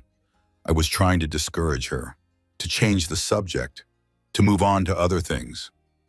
By suggesting she wait rather than telling her the idea was monstrous, you're twisting my words, taking them out of context. I'm reading them verbatim, Mr. Ashford, word for word from a recording made in your own home. The cross-examination was brutal. The defense attorney tried to rehabilitate Preston, to paint him as another victim of Sloane's manipulation. But the damage was done. The jury had heard him, had seen the recordings, had watched him fail to condemn the murder of his pregnant wife while it was being discussed in front of him. By the time Preston stepped down, any sympathy the jury might have had for him was gone. Day 5 was Sloane's testimony. She took the stand in tears, dabbing at her eyes with a tissue, speaking in a small, vulnerable voice that trembled with emotion.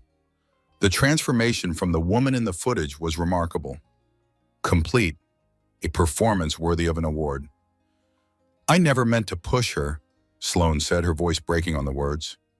I was trying to talk to her, to explain, to apologize for what was happening between Preston and me. She turned around suddenly and lost her balance. I reached out to catch her, but I was too late. It all happened so fast. 1 second she was there, the next she was falling. And the word oops captured on the audio, I was in shock, complete shock. I didn't know what I was saying. It just came out, a noise, a sound. It wasn't what it sounded like. And the phone call where you discussed making sure she had an accident, I was venting to my mother. Everyone says things they don't mean when they're frustrated, when they're hurt, when they feel trapped. More tears, more dabbing. I never intended to actually hurt anyone. I loved Preston. I just wanted to be with him. I never wanted anyone to get hurt. And the smile on the footage after she fell, Sloane's lip trembled perfectly. I don't remember smiling. I was horrified, terrified. Maybe it looked like a smile, but it wasn't. It was, I don't know, shock, panic. Everyone processes fear differently. Everyone's face does different things. The prosecutor approached the witness stand, calm, deliberate. I'd like to play the footage one more time for the jury. The screen lit up again. The courtroom watched again, Meredith falling, tumbling, landing in a heap at the bottom of the stairs. Then Sloane's face filling the frame, the unmistakable curve of her lips, the satisfaction in her eyes, the way she watched for a long moment before the mask of horror descended. Miss Whitmore, you're asking this jury to believe that smile was panic? Sloane's composure cracked. Just for a moment, a flash of something hard and angry beneath the tears. You don't understand what it was like. 2 years of waiting, 2 years of promises, 2 years of being told soon, just a little longer, just be patient. Her voice changed, hardened. She had everything I wanted, the house, the name, the husband, everything I had been promised for 20 years, and she didn't even appreciate it. She didn't even see it. She was so oblivious, so trusting, following him around like a lost puppy, believing everything he told her. It was pathetic to watch. The courtroom went absolutely silent. Sloane seemed to realize what she had said. Her eyes widened. She looked at her lawyer, who had his head in his hands. I didn't mean that the way it sounded.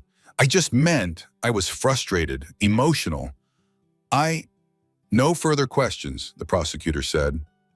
It was too late. The jury had heard her. The real Sloane Whitmore. The one behind the tears and the pretty face in the sad story. The one who had pushed a pregnant woman down the stairs and whispered oops as she fell. Closing arguments came next. The prosecution methodical. The defense desperate. Neither mattered much. The damage was done. The jury deliberated for less than 4 hours. Meredith sat in the hallway outside the courtroom, her hands folded over her belly. Harper beside her, holding a cup of cold coffee she hadn't touched. Louise pacing near the windows, checking her phone every few minutes. Grant Hollister leaned against the wall, arms crossed. Short deliberation, he said, usually a good sign for the prosecution. What does that mean for us? It means they didn't have much to debate. The evidence was overwhelming. Sloane's testimony hurt her more than anything the prosecution presented. He paused. I wouldn't be surprised if we get conviction on all counts. The bailiff appeared in the doorway. They're ready. The walk back into the courtroom felt like walking through water. Heavy, slow, every step an effort.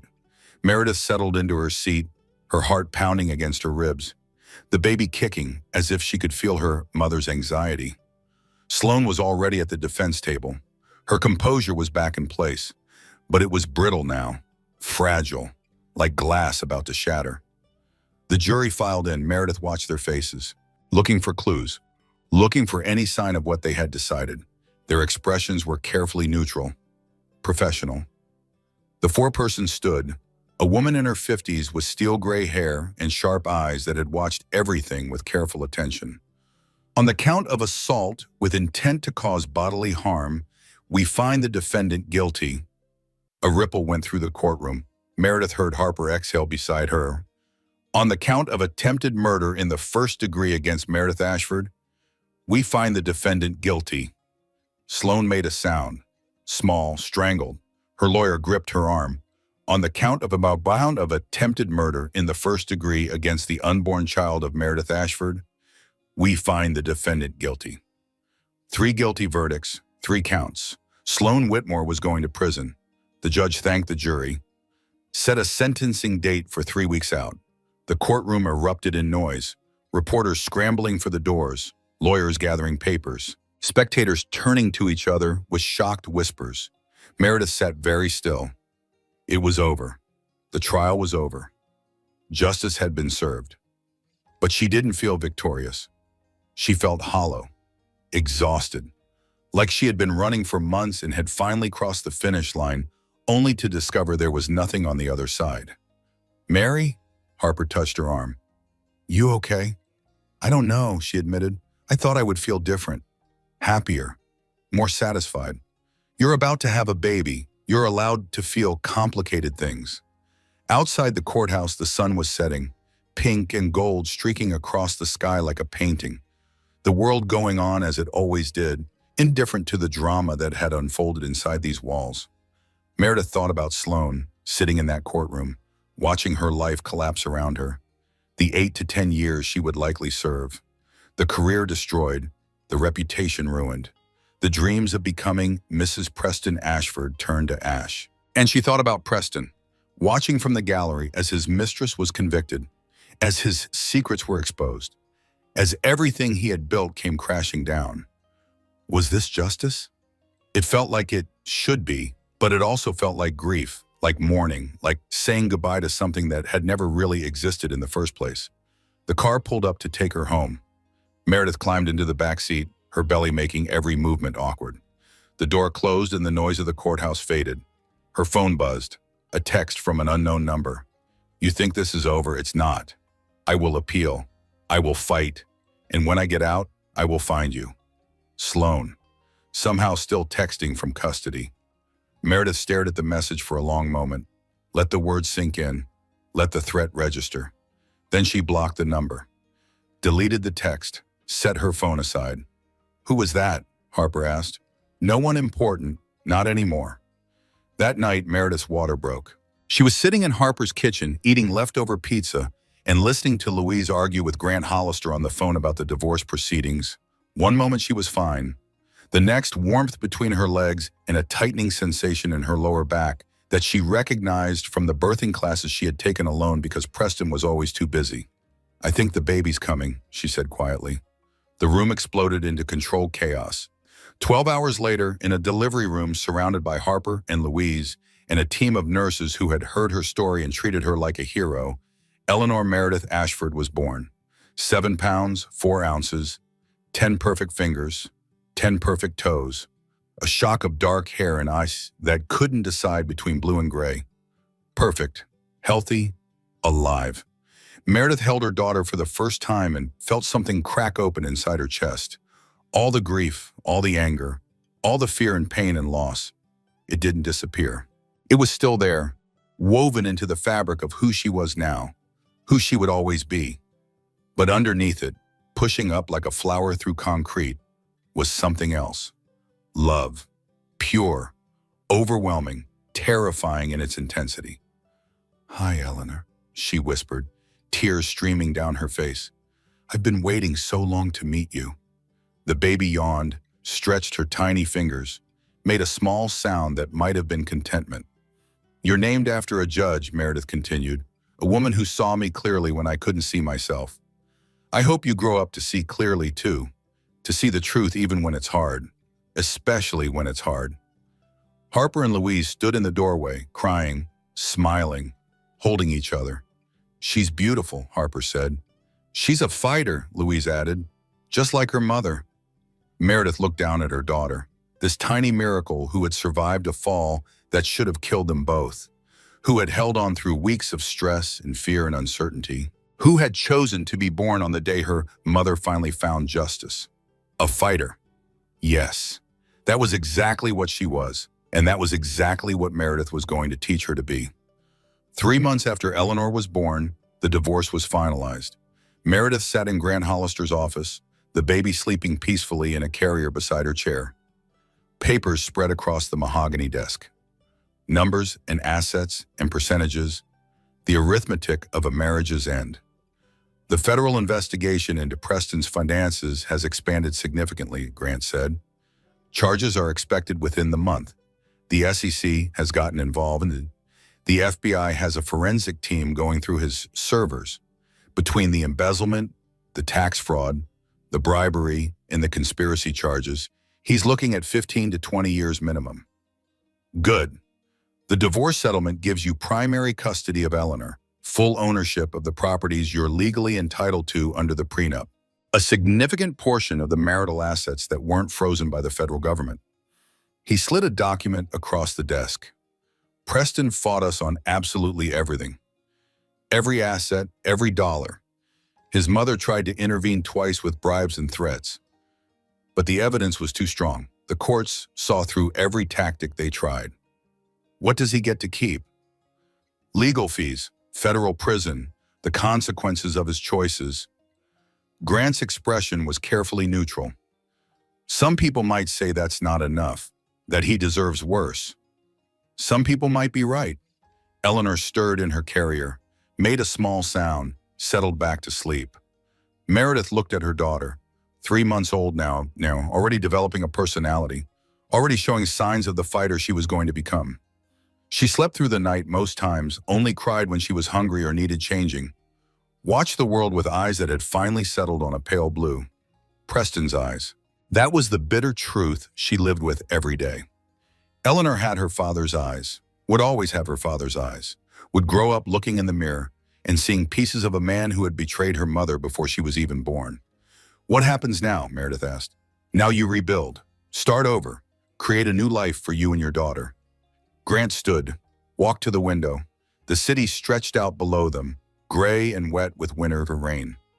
"I've handled a lot of divorces in my career. Ugly ones, brutal ones, ones that destroyed everyone involved. But I've also seen people come out the other side stronger than they went in, more themselves than they ever were before. You think I'm one of those people? I think you've already proven you are." "Meredith," she corrected. "Just Meredith. No more Ashford. I'm going back to Collins." "Meredith Collins, then." He turned to face her. "Take time to heal, not just from the fall and the physical injuries, from everything.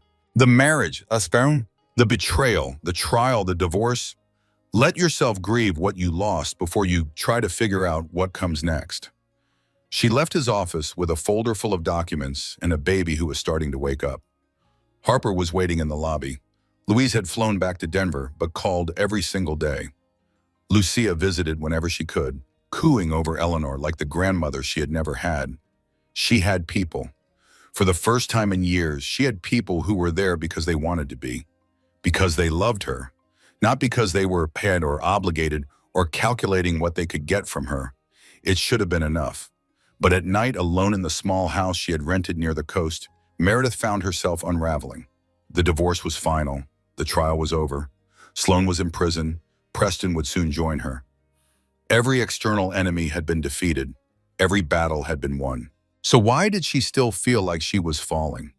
The answer came at 3 in the morning, during the dark hours when Eleanor slept and Meredith couldn't. She was sitting in the nursery, rocking in the second-hand chair she had bought at a thrift store, watching her daughter breathe. The soft rise and fall of that tiny chest, the occasional flicker of dreaming behind closed eyelids, the complete trust of a baby who didn't know yet that the world could hurt her. And suddenly Meredith was crying. Not the tears of relief she had cried when Sloane was convicted, not the tears of joy she had cried when Eleanor was born. These were different, deeper, the kind of tears that came from somewhere ancient and wounded, the kind that felt like they would never stop. She cried for the woman she had been, the one who believed in her husband, who trusted him with her heart and her future and her body, who let herself be diminished piece by piece, year by year, until there was almost nothing left of who she used to be. She cried for the mother she had almost never become. The fall replayed in her mind, over and over, the tumbling, the impact, the miracle of survival that should never have been necessary. 22 steps, any one of them could have killed her, could have killed Eleanor. She cried for the life she had imagined, the house full of children, the partnership of equals, the growing old together. All of it a fantasy built on lies, a castle made of sand, washed away by truth. And she cried for herself, for the years she had lost, for the time she could never get back, for all the moments she had spent trying to be what Preston wanted instead of figuring out who she actually was. The tears lasted until dawn. When Eleanor woke, hungry and demanding attention, Meredith's eyes were swollen and her throat was raw. But something had shifted. The dam had broken. The flood had come, and now maybe there was room for something new to grow in the space that remained. She fed her daughter as the sun rose over the ocean, visible from her window, pink and gold and impossibly beautiful. A new day, a new beginning. "I don't know who I am anymore," she said to Eleanor, who was too young to understand the words but listened anyway. "I spent so long being his wife, his project, his possession. I don't know what I like or what I want or what I believe in. I don't know what makes me happy. I don't know what I'm good at. I don't know anything about myself except that I loved a man who didn't exist." Eleanor finished eating, looked up at her mother with those pale blue eyes. "But I'm going to figure it out," Meredith continued. "For both of us, I'm going to figure out who I am when I'm not trying to be what someone else wants me to be. I'm going to learn who Meredith Collins really is." It was a promise to her daughter, to herself, to the woman she used to be, and the woman she was going to become. A promise she intended to keep, no matter how long it took. A year passed. Meredith watched it unfold like a slow-motion film, days turning into weeks, weeks into months, season into season. Eleanor learning to roll over, to sit up, to crawl, to pull herself up on furniture, and take those first wobbly steps across the cottage's sunny kitchen floor. She had bought the cottage 3 months after the divorce was finalized. A small house near the coast, 3 hours from the city where her old life had collapsed. White walls, blue shutters, a wraparound porch where she could watch the sunset over the ocean every evening. A garden that was more weeds than flowers when she moved in, but had potential. Potential. That was what she saw in everything now. Not what something was, but what it could become with time and care and patience. The consulting business started almost by accident. A friend of Harper's needed help with organizational strategy for her small company. Meredith had good ideas, practical suggestions, the ability to see problems and solutions that other people missed. That friend referred another friend, then another. Then a former colleague heard about her work and reached out. Before she knew it, Meredith was turning away clients, building something that was entirely hers, creating a reputation based on her own skills, her own intelligence, her own work ethic.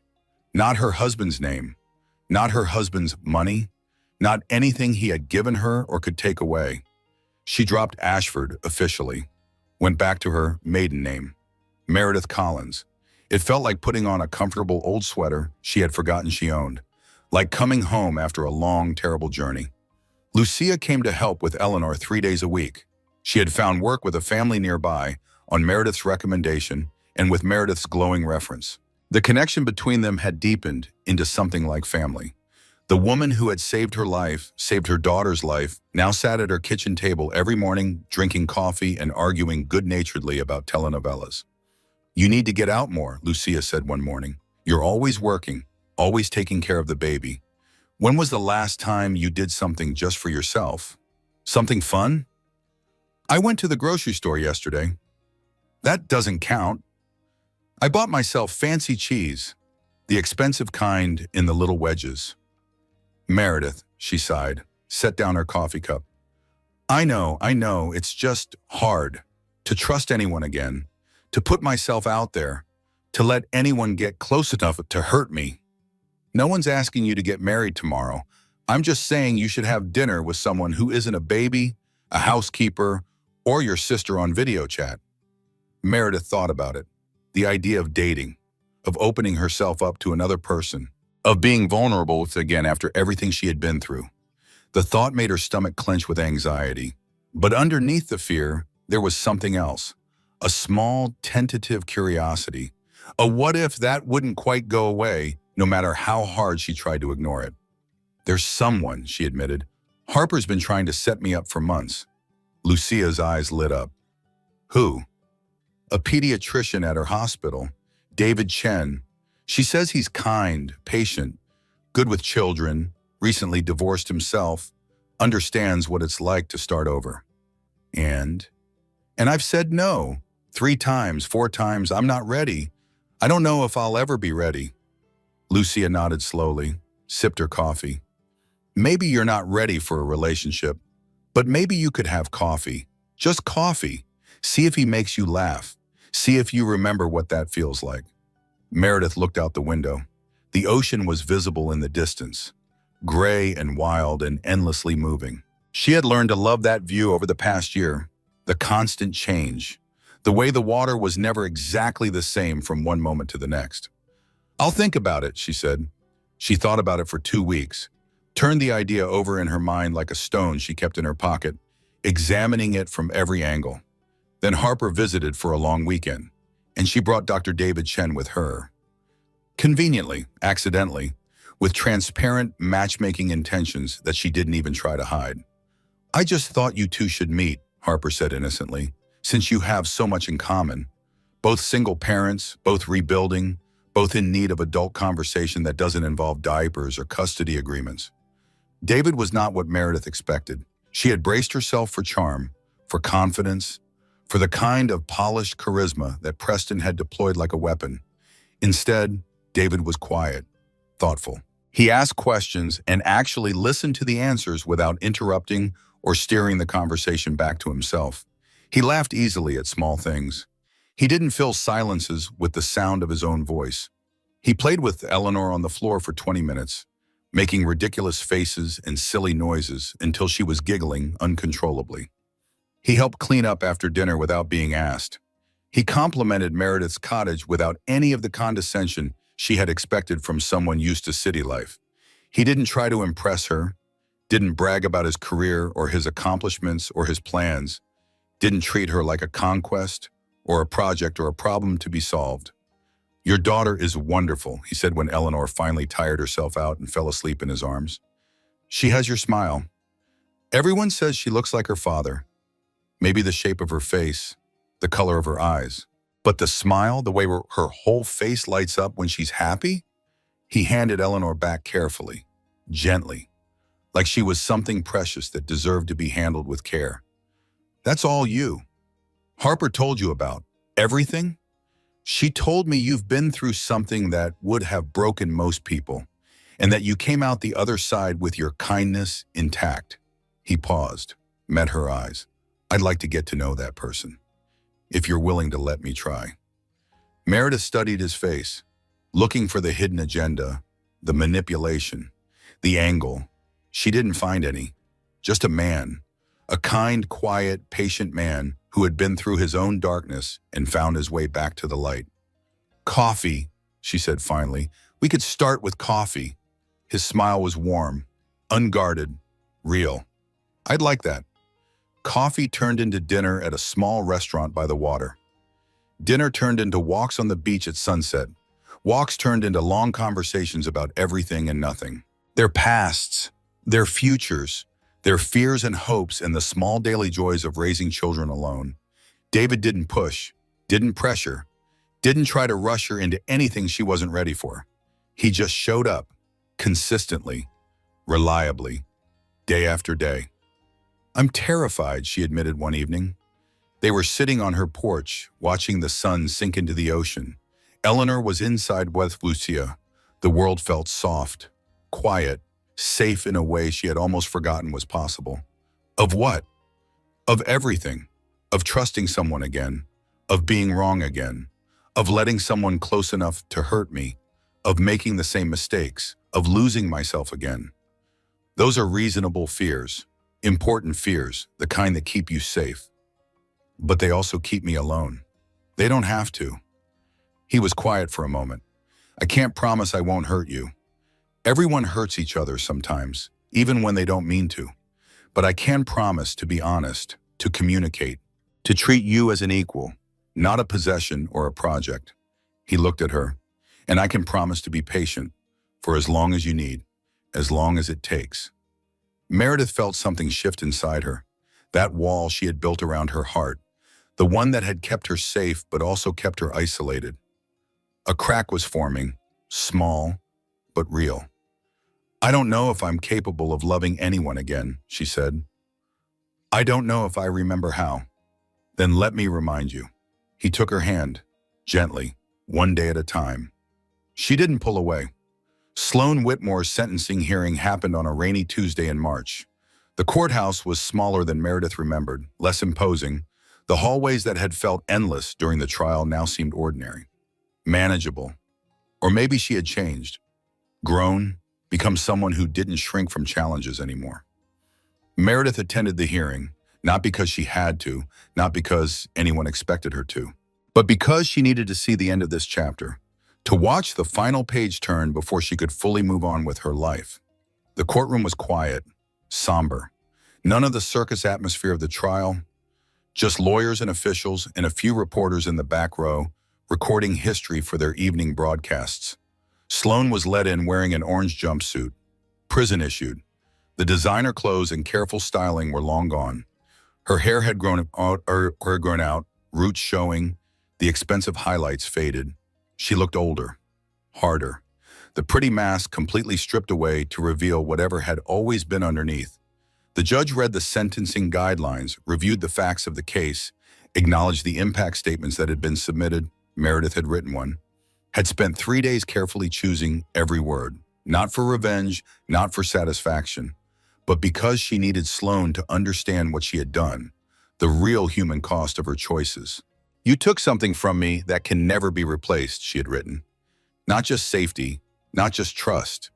You took the ability to feel secure in my own home, in my own body, in my own judgment. You made me doubt myself, my memories, my perceptions. Every time my daughter takes a step towards stairs, I feel the echo of that fall. Every time I close my eyes, I see you standing at the top, watching me tumble, whispering that horrible word. You didn't just push me down those stairs. You pushed me out of the life I thought I had. You pushed me into becoming someone I never wanted to be. A woman who is afraid. A woman who sleeps with her doors triple locked. A woman who will spend the rest of her life looking over her shoulder, waiting for the next betrayal. But I want you to know something," she had concluded. "You failed. You pushed me down 22 marble steps, and I got up. My daughter got up. We survived. We are thriving. And every day that I wake up and hold my child and build my new life, I am proving that you didn't win. You never will." The judge looked at Sloan over the rim of her glasses. "Mr. Whitmore, you deliberately pushed a pregnant woman down a flight of stairs. You did so after planning and discussing the act for weeks. You showed no remorse after the fact. You smiled. You took pleasure in violence. You turned someone else's home into a crime scene. You turned someone else's body into a weapon against her unborn child." Sloan stared straight ahead, her jaw tight, her eyes empty. "This court sentences you to 8 years in state prison. You will be eligible for parole consideration after serving 5 years, contingent on good behavior and completion of rehabilitation programs. The judge's voice was cold, Hungs. Final. I hope you use this time to reflect on the choices that brought you here. And I hope that when you're released, if you're released, you choose differently. 8 years, 5 with good behavior. Meredith had expected to feel something when the sentence was announced. Satisfaction, relief, vindication. Instead, she felt tired, exhausted by the weight of everything that had happened, ready for it to finally be over. As Sloane was led out of the courtroom in handcuffs, she turned, looked directly at Meredith. Something flickered in her eyes, hatred maybe, or something darker, deeper. Meredith held her gaze, steady, unflinching. Then she turned and walked out of the courthouse without looking back. Preston's trial took longer. The federal charges were complex, financial crimes spanning more than a decade. Fraud, embezzlement, bribery, tax evasion, money laundering. The evidence that Margaret Chen had uncovered, combined with Malcolm's documentation, painted a picture of systematic corruption at every level. Meredith didn't attend that trial. She had no desire to see Preston again. No interest in watching him try to charm his way out of consequences the way he had charmed his way through life. She read about the verdict in the newspaper, saw photos of Preston being led away in handcuffs, his face ashen, his expensive suit rumpled. The fallen tech mogul, the disgraced husband, the father who would spend his daughter's entire childhood behind bars, convicted on 12 counts, sentenced to 18 years. When she read the news, Meredith felt nothing. Maybe that was the strangest part. After everything Preston had done, after all the pain he had caused, she had expected to feel something when he finally faced consequences. Anger, satisfaction, even grief for the man she once thought he was. But there was just emptiness, a blank space where intense emotion should have been. Is that normal? She asked Louise during their weekly video call. To feel nothing when someone who destroyed your life gets punished? I think it means you've moved on, Louise said. He doesn't have power over your emotions anymore. Your happiness isn't tied to his misery. Your peace isn't dependent on his punishment. It feels wrong somehow, like I should care more. You spent years caring too much about what he thought, what he felt, what he wanted. Maybe not caring is exactly what you needed to learn. Eleanor crawled into frame on Meredith's side, grabbed at the phone, said something that might have been mama, or might have been banana, or might have been nothing at all. Hi, sweetheart, Louise cooed through the screen. Hi, beautiful girl. Are you keeping your mommy busy? Eleanor babbled happily in response. Meredith watched her daughter, 14 months old now, walking confidently, talking in her own private language that only she understood, growing into a person with preferences and opinions and a stubborn streak that was definitely inherited. This was what mattered. Not Preston's sentencing, not Sloane's imprisonment. This tiny human who was learning to navigate the world, who was counting on her mother to teach her how to do it safely. I have news, Meredith said when Eleanor wandered off to terrorize the cat. David and I are getting serious. Louise's face lit up. Finally, Harper has been keeping me updated on your glacial pace of dating, but I wanted to hear it from you.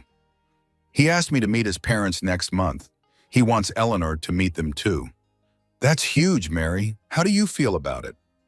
Meredith considered the question, turned it over in her mind the way she turned everything over now, carefully, thoroughly. Nervous, she admitted, but excited, which is new. I haven't been excited about anything romantic in years. He sounds like a good man. He is. He's clean, patient. He sees me, the real me. Not the version I think he wants. Not the role I think I should play. Just me. She smiled, actually smiled, without forcing it or planning it.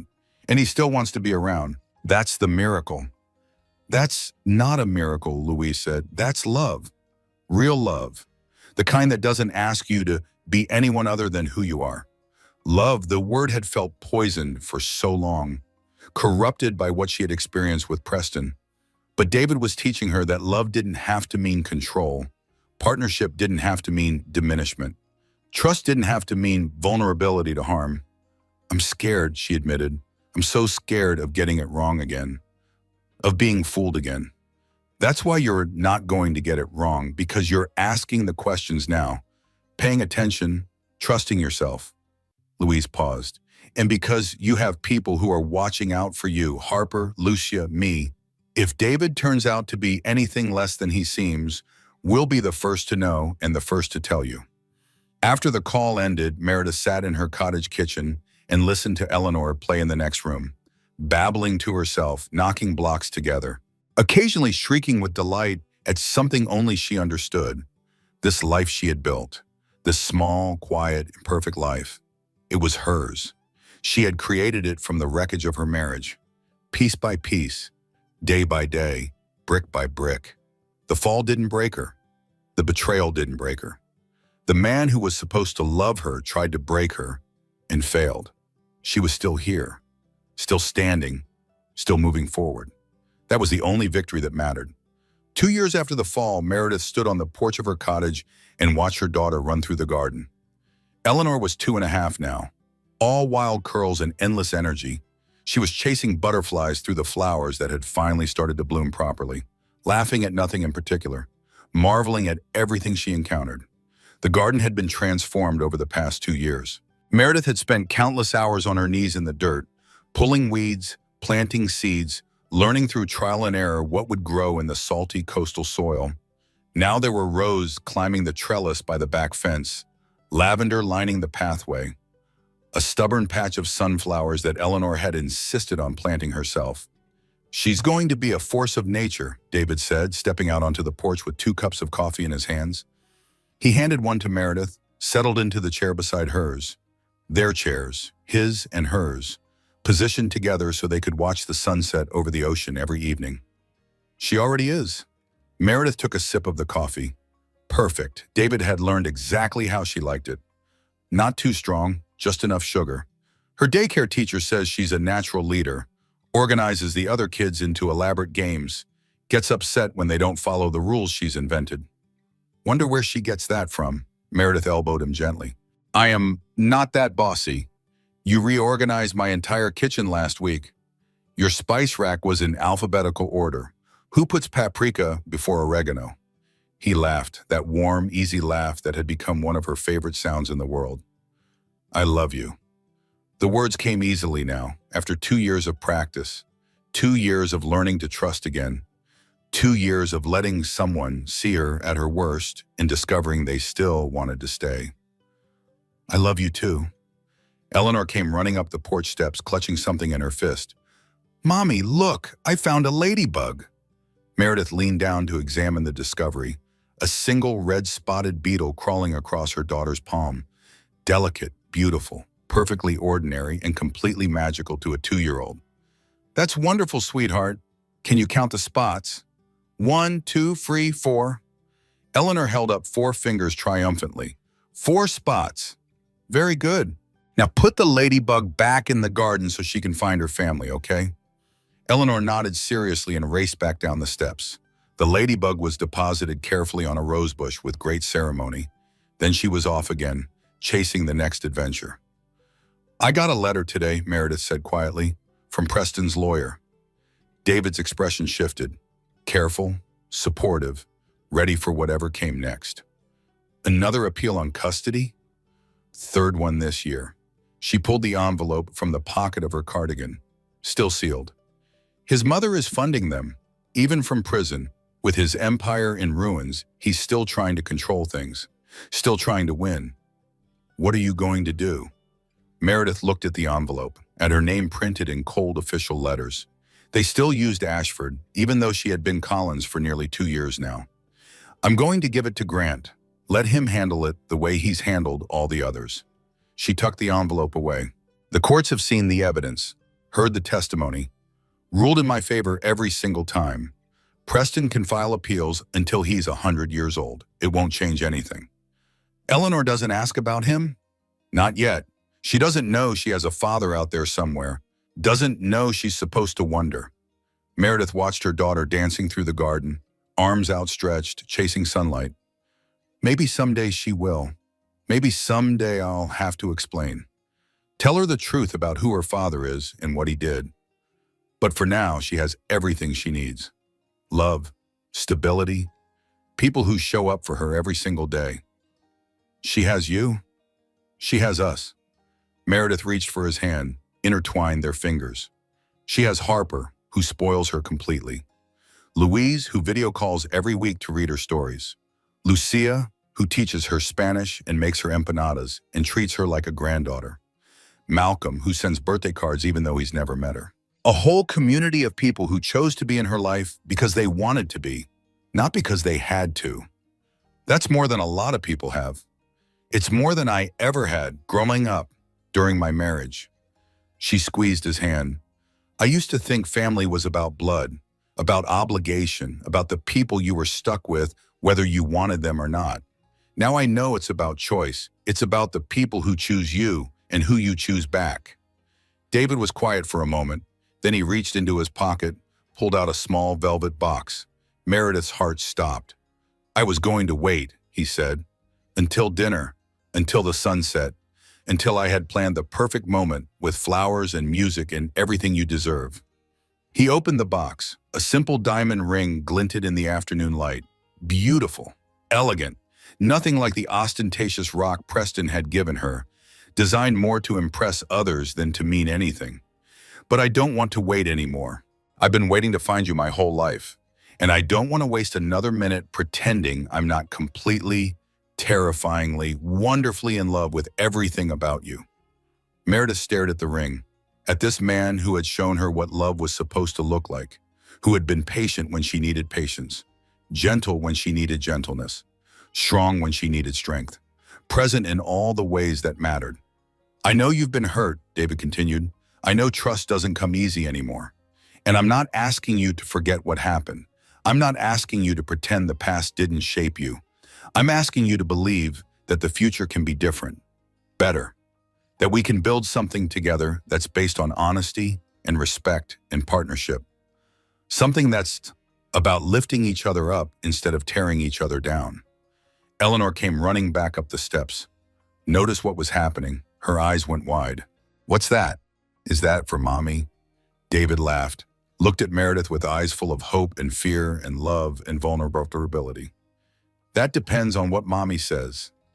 Eleanor looked between them, 2.5 years old, too young to understand the significance, but old enough to sense that something important was happening, that this moment mattered.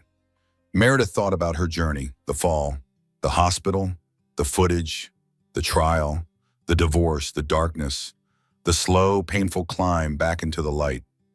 Every step had led her here, to this porch, this man, this moment, to a question she had never thought she would be able to answer yes to again. She thought about fear.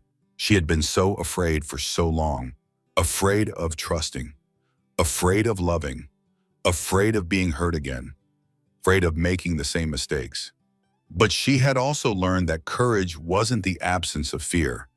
Courage was feeling afraid and moving forward anyway, taking the risk, choosing hope over safety, believing in possibility when experience screamed at you to run.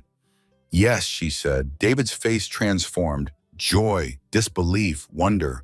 The face of a man who had hoped but hadn't dared to expect. Yes?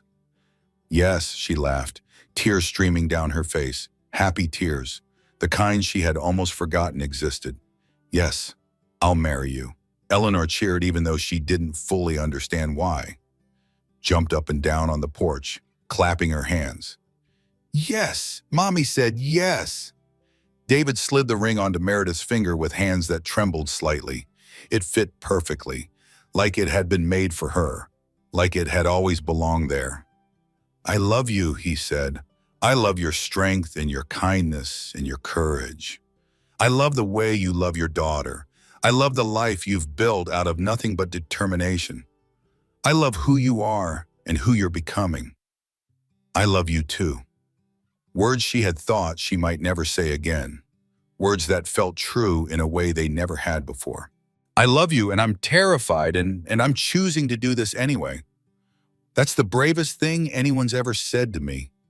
She kissed him, soft and sweet and full of promise. The first kiss of their engagement. the beginning of something new. Eleanor tugged at her skirt impatiently. "Mommy, are you happy?" Meredith picked up her daughter, held her close.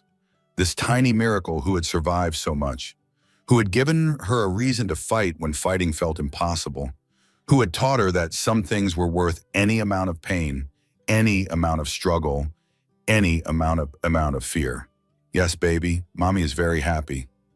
The sun was setting over the ocean, pink and gold and orange streaking across the sky like a painting made just for them. A new chapter beginning in the soft light of evening. Meredith looked at her daughter, at the man she loved, at the life she had built from the ashes of the one that had burned down around her. The fall didn't break her. The betrayal didn't break her. The man who was supposed to love her tried to break her and failed. She had survived 22 marble steps in a shattered marriage and the discovery that everything she believed was a lie. She had survived the hospital and the trial, and the lonely nights, and the slow, painful work of rebuilding herself from nothing. And now she was standing on the other side, stronger, wiser, more herself than she had ever been when she was trying to be who Preston wanted. Eleanor took her first steps in a cottage by the sea, held by a mother who had finally learned something important. She had never needed saving. She had never needed a man to complete her or protect her or give her life meaning. She had just needed to remember how to stand on her own 2 feet. And now she was running toward the future, toward hope, toward a happiness she had earned with every tear, every fight, every moment of choosing herself when the world told her to disappear. She was running, and nothing was ever going to stop her again. And that's the story of Meredith Collins. A woman who fell 22 steps and rose 1,000 miles higher than she ever was before. If this story moved you, if it made you angry, if it made you cheer, I want to hear from you. Drop a comment below. Tell me what part shocked you the most. Was it the footage, the phone call to her mother, or Preston's silence when Sloane talked about accidents? And if you haven't already, hit that subscribe button and turn on notifications. Because every week I bring you stories just like this one. Stories of betrayal and justice. Stories of women who refuse to stay down. Stories that will keep you on the edge of your seat from the first word to the last. Share this with someone who needs to hear it today. Someone who might be going through their own battle. Someone who needs to know that falling down doesn't mean staying down. Thank you for staying until the end. You are the reason I tell these stories. Until next time.